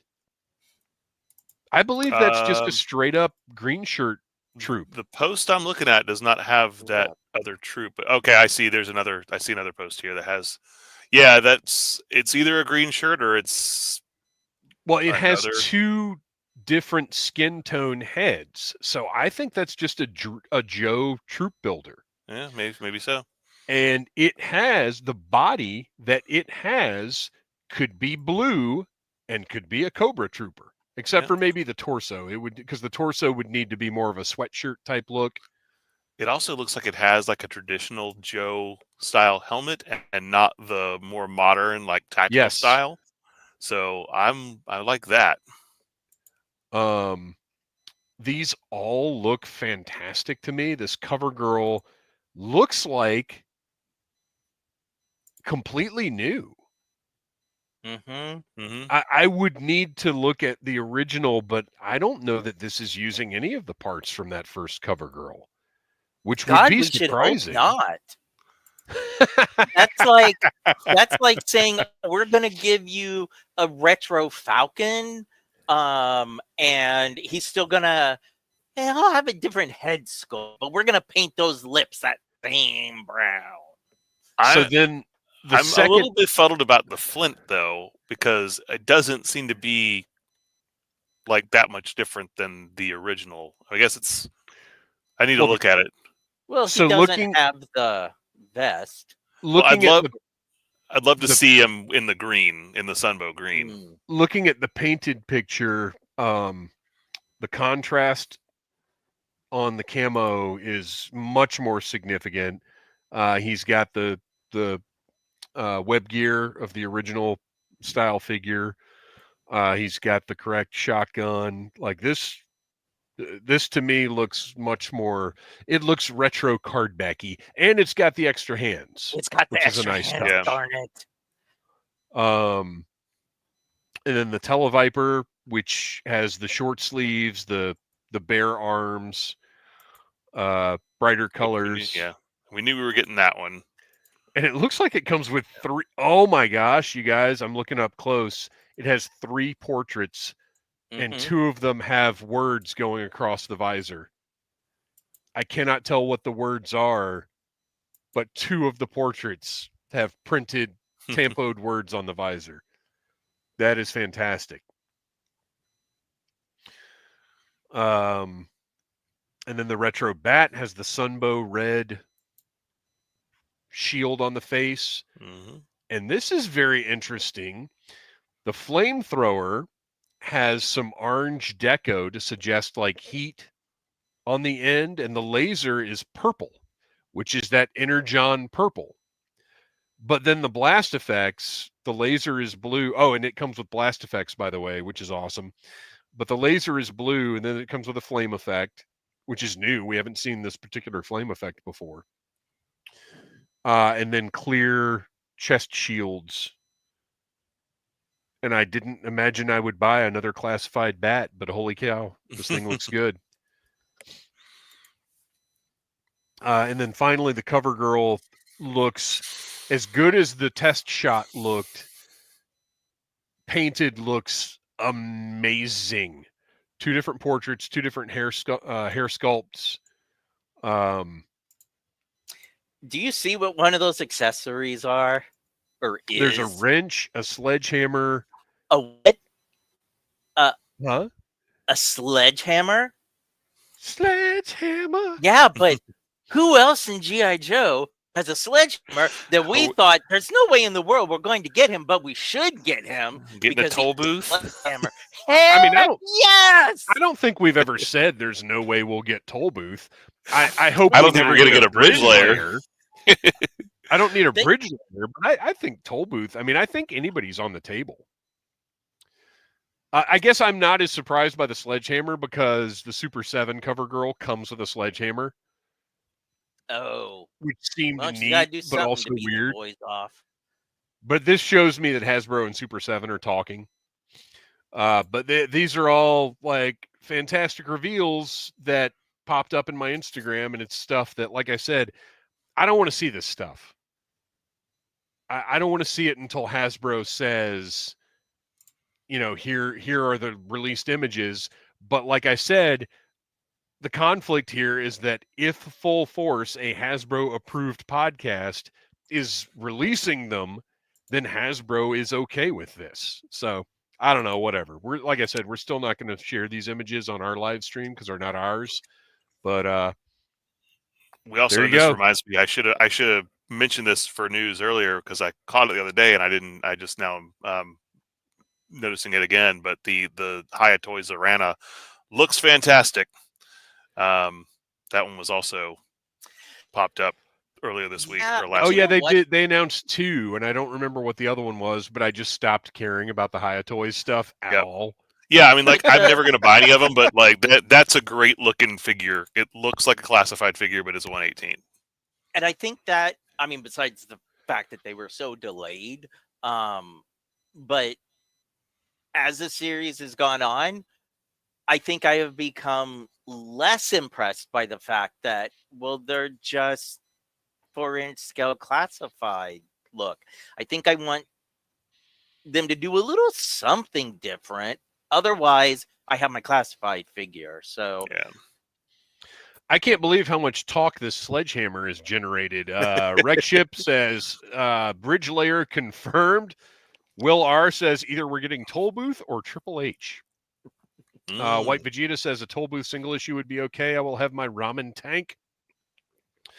Jeff Butler, Kristian, what if a toll booth figure is one of the Joes they add as a tier with the HasLab Mauler tank? But if they did that, it would be like Night Force toll booth or something. Like it wouldn't be, you know, they wouldn't do a that's how standard you would release. get me to back a Mauler tank versus Mobat. Well, that ramen release was so brilliant in the way they did that. Like Hasbro's got to be kicking themselves like that could have been a HasLab to have a convertible vehicle like that. We talked about that years ago. We came up with that idea now. Granted, I doubt Ramen Toys is even aware of us, but we came up with that concept long before they announced that thing. Mm. But we also Rexship 85 says Legacy Firefighter also comes with that sledgehammer. Yeah, it doesn't come with a hard hat. It's all about the sledgehammer and the hard hat. Oh, Scale Model Not Joe says kidding. Haya Torpedo was the other one. Oh, That's yeah. right. Yep. All right. But real quick, we have seen Hasbro now copy off of Gridiron for their bunker. So if next year's HasLab is some kind of modular tank where the stretch goals are, oh, it can be the Wolverine, or it can be this, like, then no. Scale Model Joe said Tiger Booth. If I they buy it. I would buy that in a second. If they called him Tiger Booth, that would be the selling point for me. I've got to add something to my notes here real quick because somebody brought up a really good point. All right. So moving on, we talked about classified, but there's plenty of other Joe on the market, as we just mentioned. Haya Toys is, in theory, putting out G.I. Joe product, I guess. So what, and we'll just go through these one at a time. Kristian, what are your top 5 non-classified Joe releases? Okay, so the reaction. Oh, see, okay. I didn't take this as necessarily like new releases. I took this as my 5 other Joe items that I purchased in 2024. I took this my all-encompassing. Well, because the only newest or newer thing on here is Retro Plus Tomax and Zaymot. I haven't opened them because that packaging is just so amazing.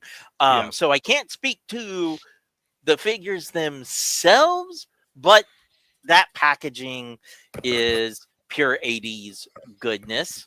My other items were my Super Joe Intruder figure that I got at Joe Fest. The Ozone, the Eco War Zone that I found this year. My Spearhead and Max only got this year. And my number 1, what? It's just so awesome. You're welcome. Great. It is so, and almost as big as a dragonfly. It might be bigger than the Vamp. It is bigger than the Vamp. It is bigger than the Vamp. That's crazy. All right, my top 5 other Joe. Number 5 is the Super 7 Ultimate Zartan. The color change on that thing just works fantastically. It looks great. It's a great Sunbow Zartan. Number 4 is the Super 7 Ultimate Scarlet. Just a perfect figure. Knocked it out of the park. Better than the classified Scarlet. Number 3 is the Mezco 112 Collective Snake Eyes and Timber.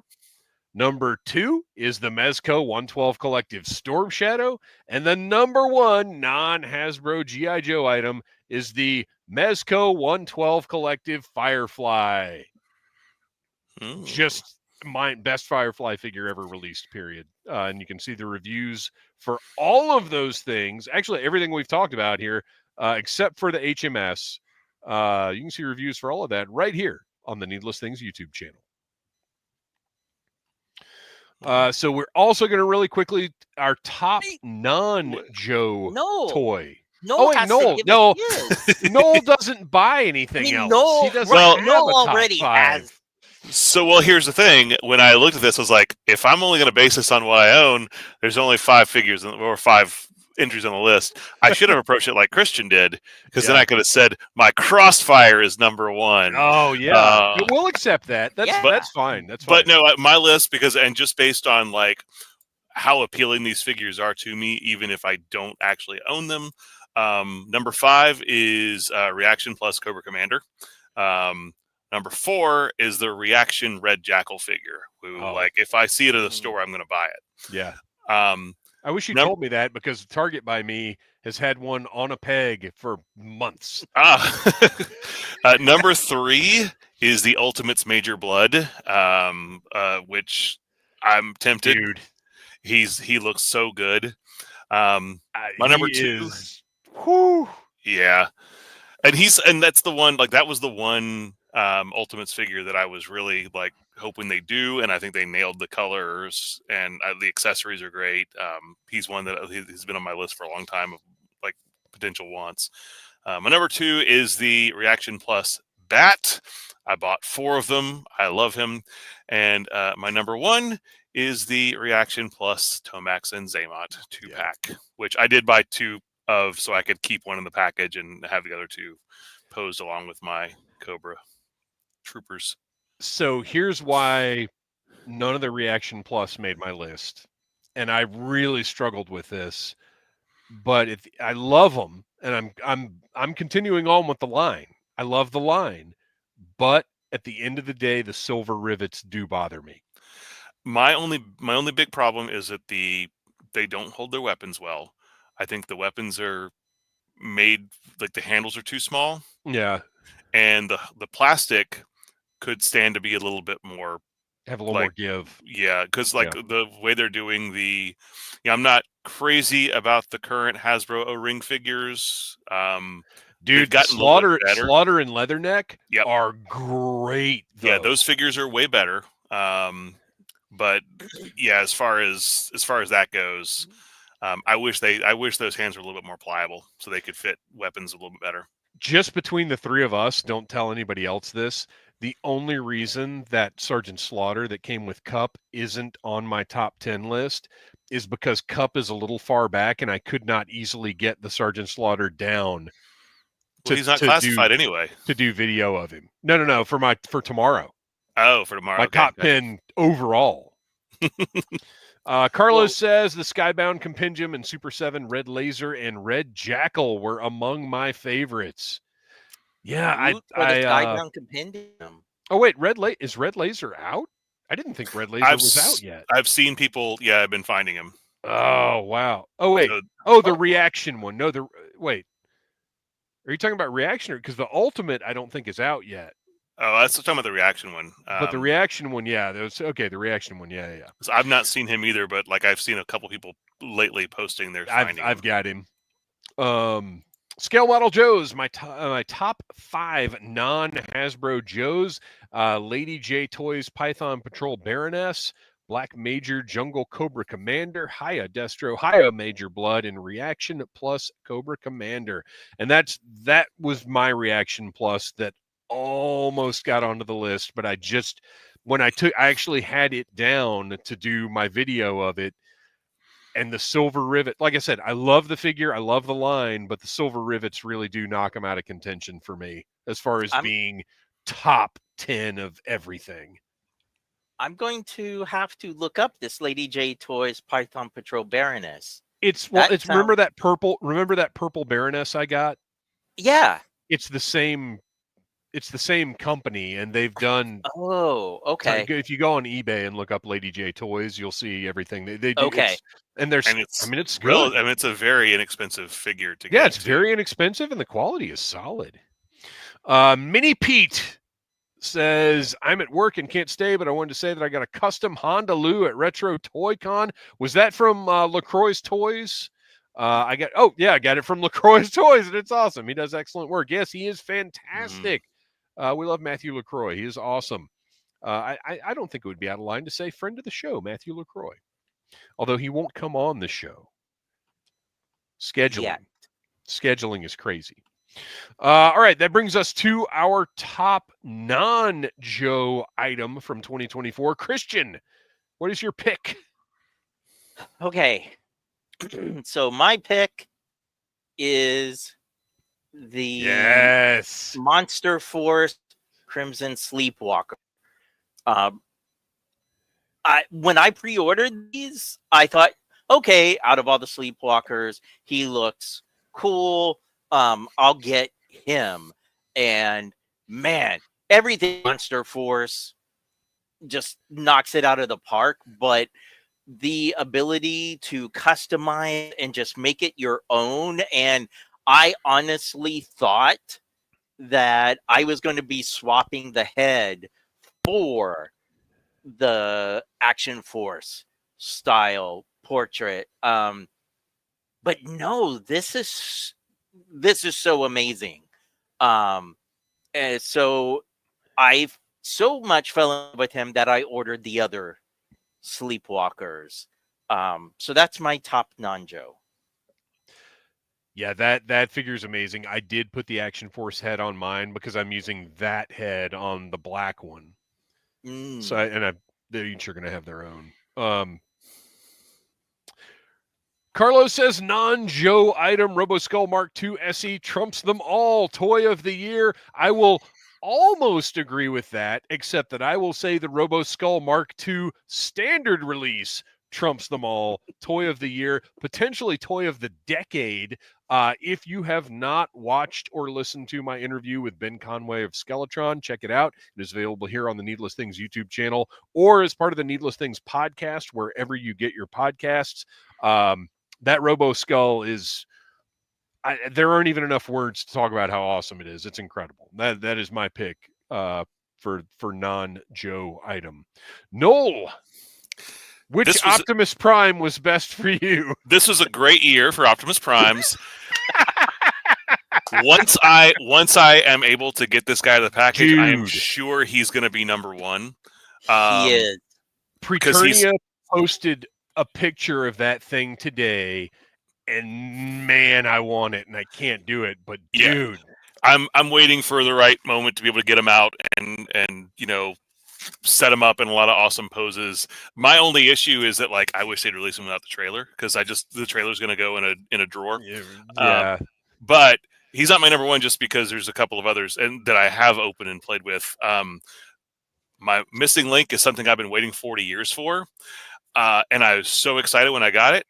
He's been topped because the Legacy United Optimus Prime, which is essentially the Missing Link figure, but slightly smaller, and it's just regular release, $25. He's so great.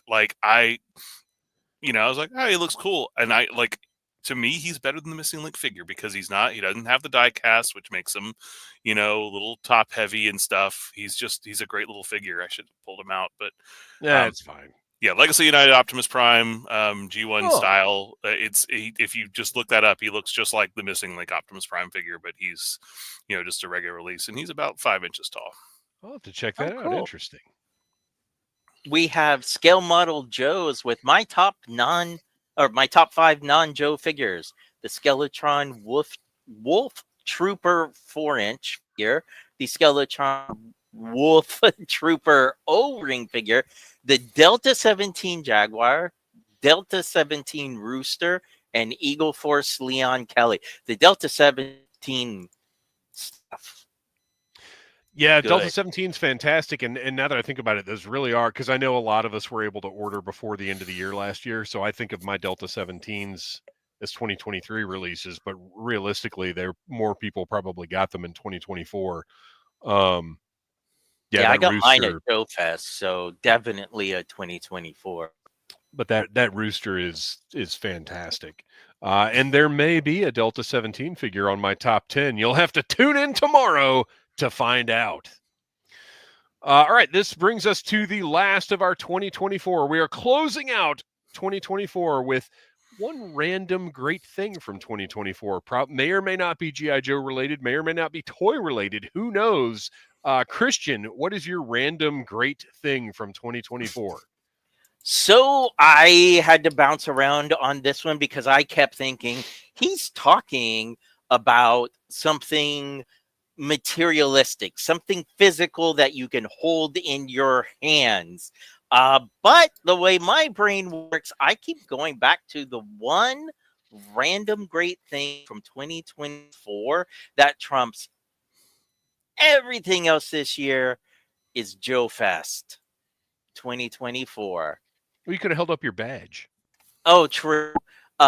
Meeting and being able to talk to so many of our listeners, meeting and getting to spend almost an hour and a half talking with Brian Flynn.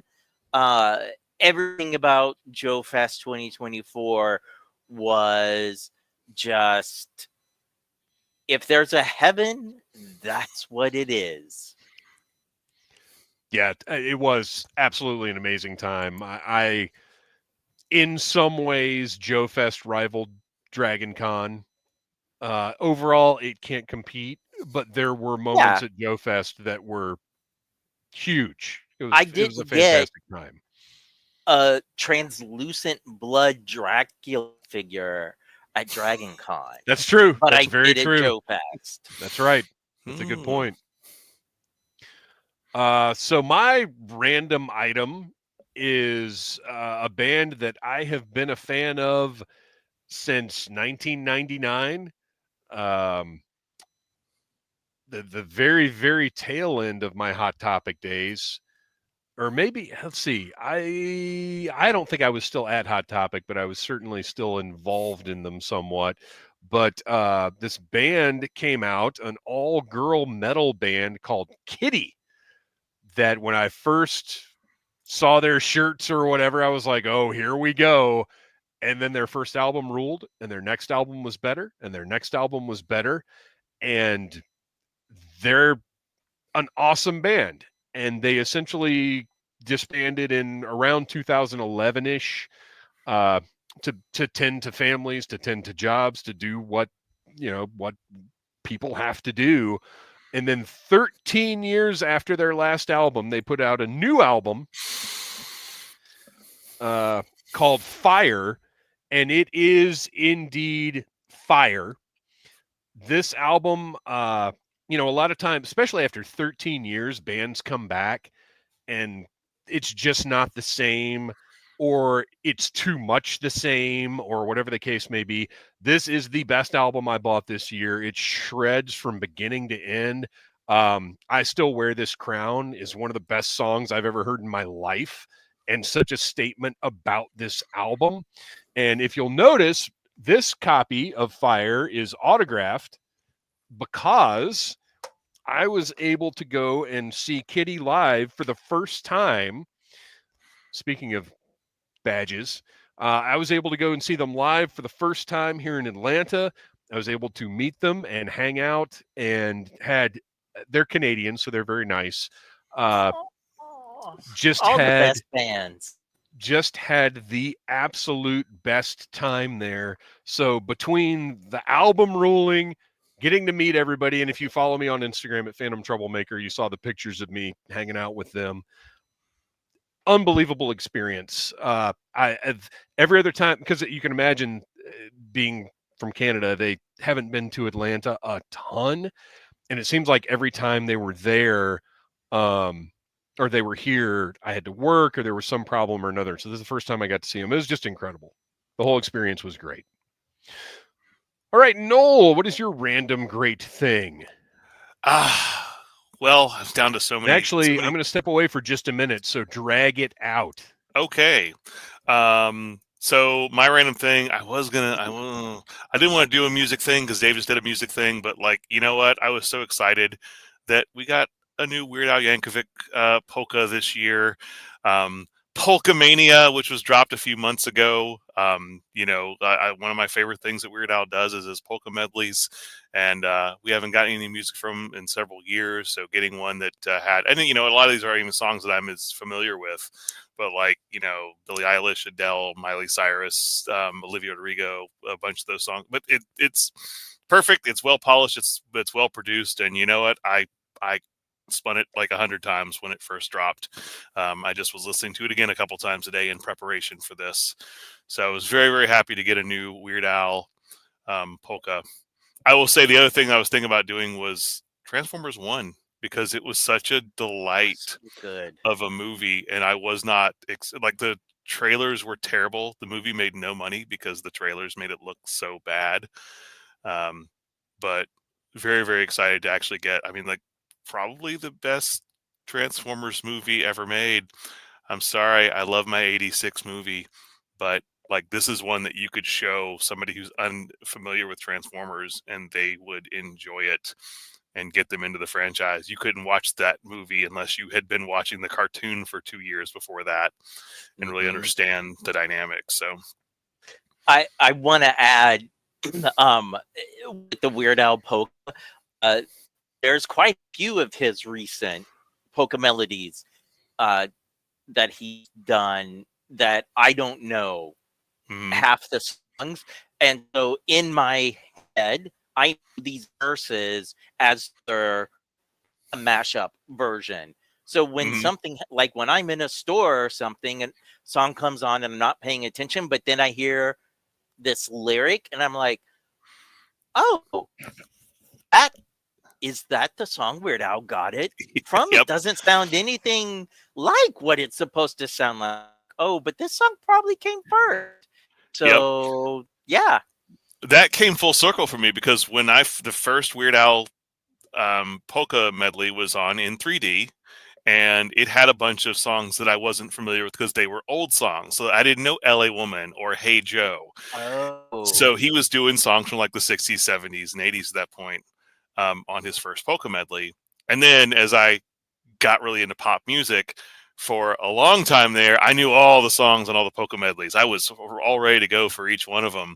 And then it came to a period again where I stopped caring about pop music. And I remember like when I ever hear like that song, I Need You Now, I think it's Lady Antebellum or Lady A now, but like, yes, I only know that song because of the Weird Al parody. I only Yes. know that Owl City song because of the Weird Al parody.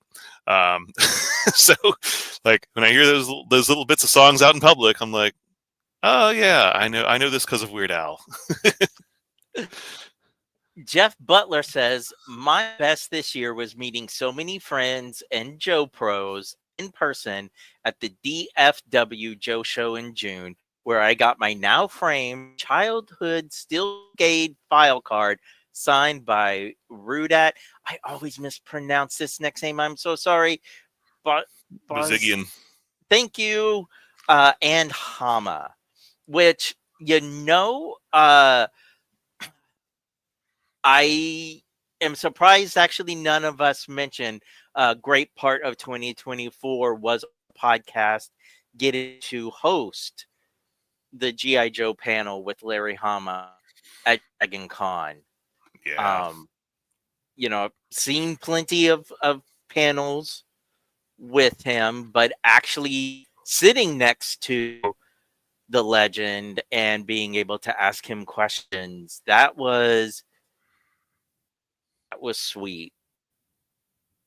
And I recently got, I hopefully some of our listeners out there, well, most of our listeners out there hopefully did back the Mounties versus Werewolves Kickstarter. And we just recently get an update from every month. I think he said they're going to be releasing like some background art and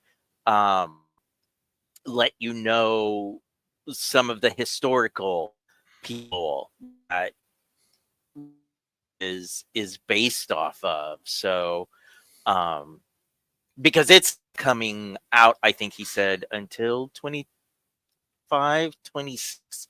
So we got a ways to go. Yeah, that was exciting because I mean I've been on a panel with Larry before, but like he was so great, like and we had some really good interaction on that panel with the audience and with the other. I mean it worked out like as kind of like the best case scenario when we hosted that panel, because we unfortunately we lost one of our panelists, but I think it worked really well with just the dynamic we had with just two guests. Absolutely. Rekship85 says it was the first Joe Fest this year and it was great. It was crazy and I loved every minute of it. And any of our other listeners out there, if this past year was your first Joe Fest, I am curious to hear what you think of it. And will you be attending in 2025? Because based off of 24, 25 can only get bigger and even better. And there's going to be some surprises with us that people may expect that's going to make it even hopefully entertaining for you all. But we'll see. Yeah. I just got my time approved for it, so I'm ready to go. 6 months Nice. away. Mother Slug, who is the stepsister to Mother Brain, says, "Hello, gentlemen. What are we talking about? We're talking about the best of 2024. Well, we're That wrapping up. doesn't include Sam Aaron. We're wrapping up the best of 2024. And I know at the top of the episode, I said we're going to be talking about 2025. But guess what? We have gone way long tonight. So we are going to save these sound offs. We are going to save our look ahead at 2025 for next week's segments episode. A two-parter. A two-parter to be continued. Different Joe time, different Joe channel. If you want to hear the second part of this live stream, you're going to have to tune in to the audio episode that will be available next Friday, wherever you get your podcasts, because we've gone over 2 hours, which is a big no-no in these parts. We don't like to do that. So to wrap things up, Kristian, where can we find that toy photography you do so well? You can find me on Instagram under the name Legion Cub. And Noel, tell us a little bit about The Finest. The Finest is an international G.I. Joe costuming club that raises money for a fantastic organization called Canines for Warriors. By the way, you have a little over 24 hours. If you go to caninesforwarriors.org, that's the letter K, the number 9, S for warriors.org. And if you make a donation between now and the end of the year, so like 26 hours from now, they will triple the match. So if you ever thought about donating to this fantastic organization that raises money for veterans and dogs, check them out and please help, because we love working with them, and we'll keep doing it as long as they'll let us. Well, that is the end of our stream tonight. Our music is by Andy Samford of electricminnowmusic.com. Follow us on Instagram at Audible Interlude Podcast. That is the best way to connect with Audible Interlude. We've had a great time talking for far too long tonight. Happy New Year to everyone. Make the most of this year that we are flailing our way into. And as Kristian mentioned, we have a lot of awesome stuff up ahead. In our next live stream, January the 13th. Our next audio episode, though, next week. We'll talk about 2025. Until then, yo, Joe.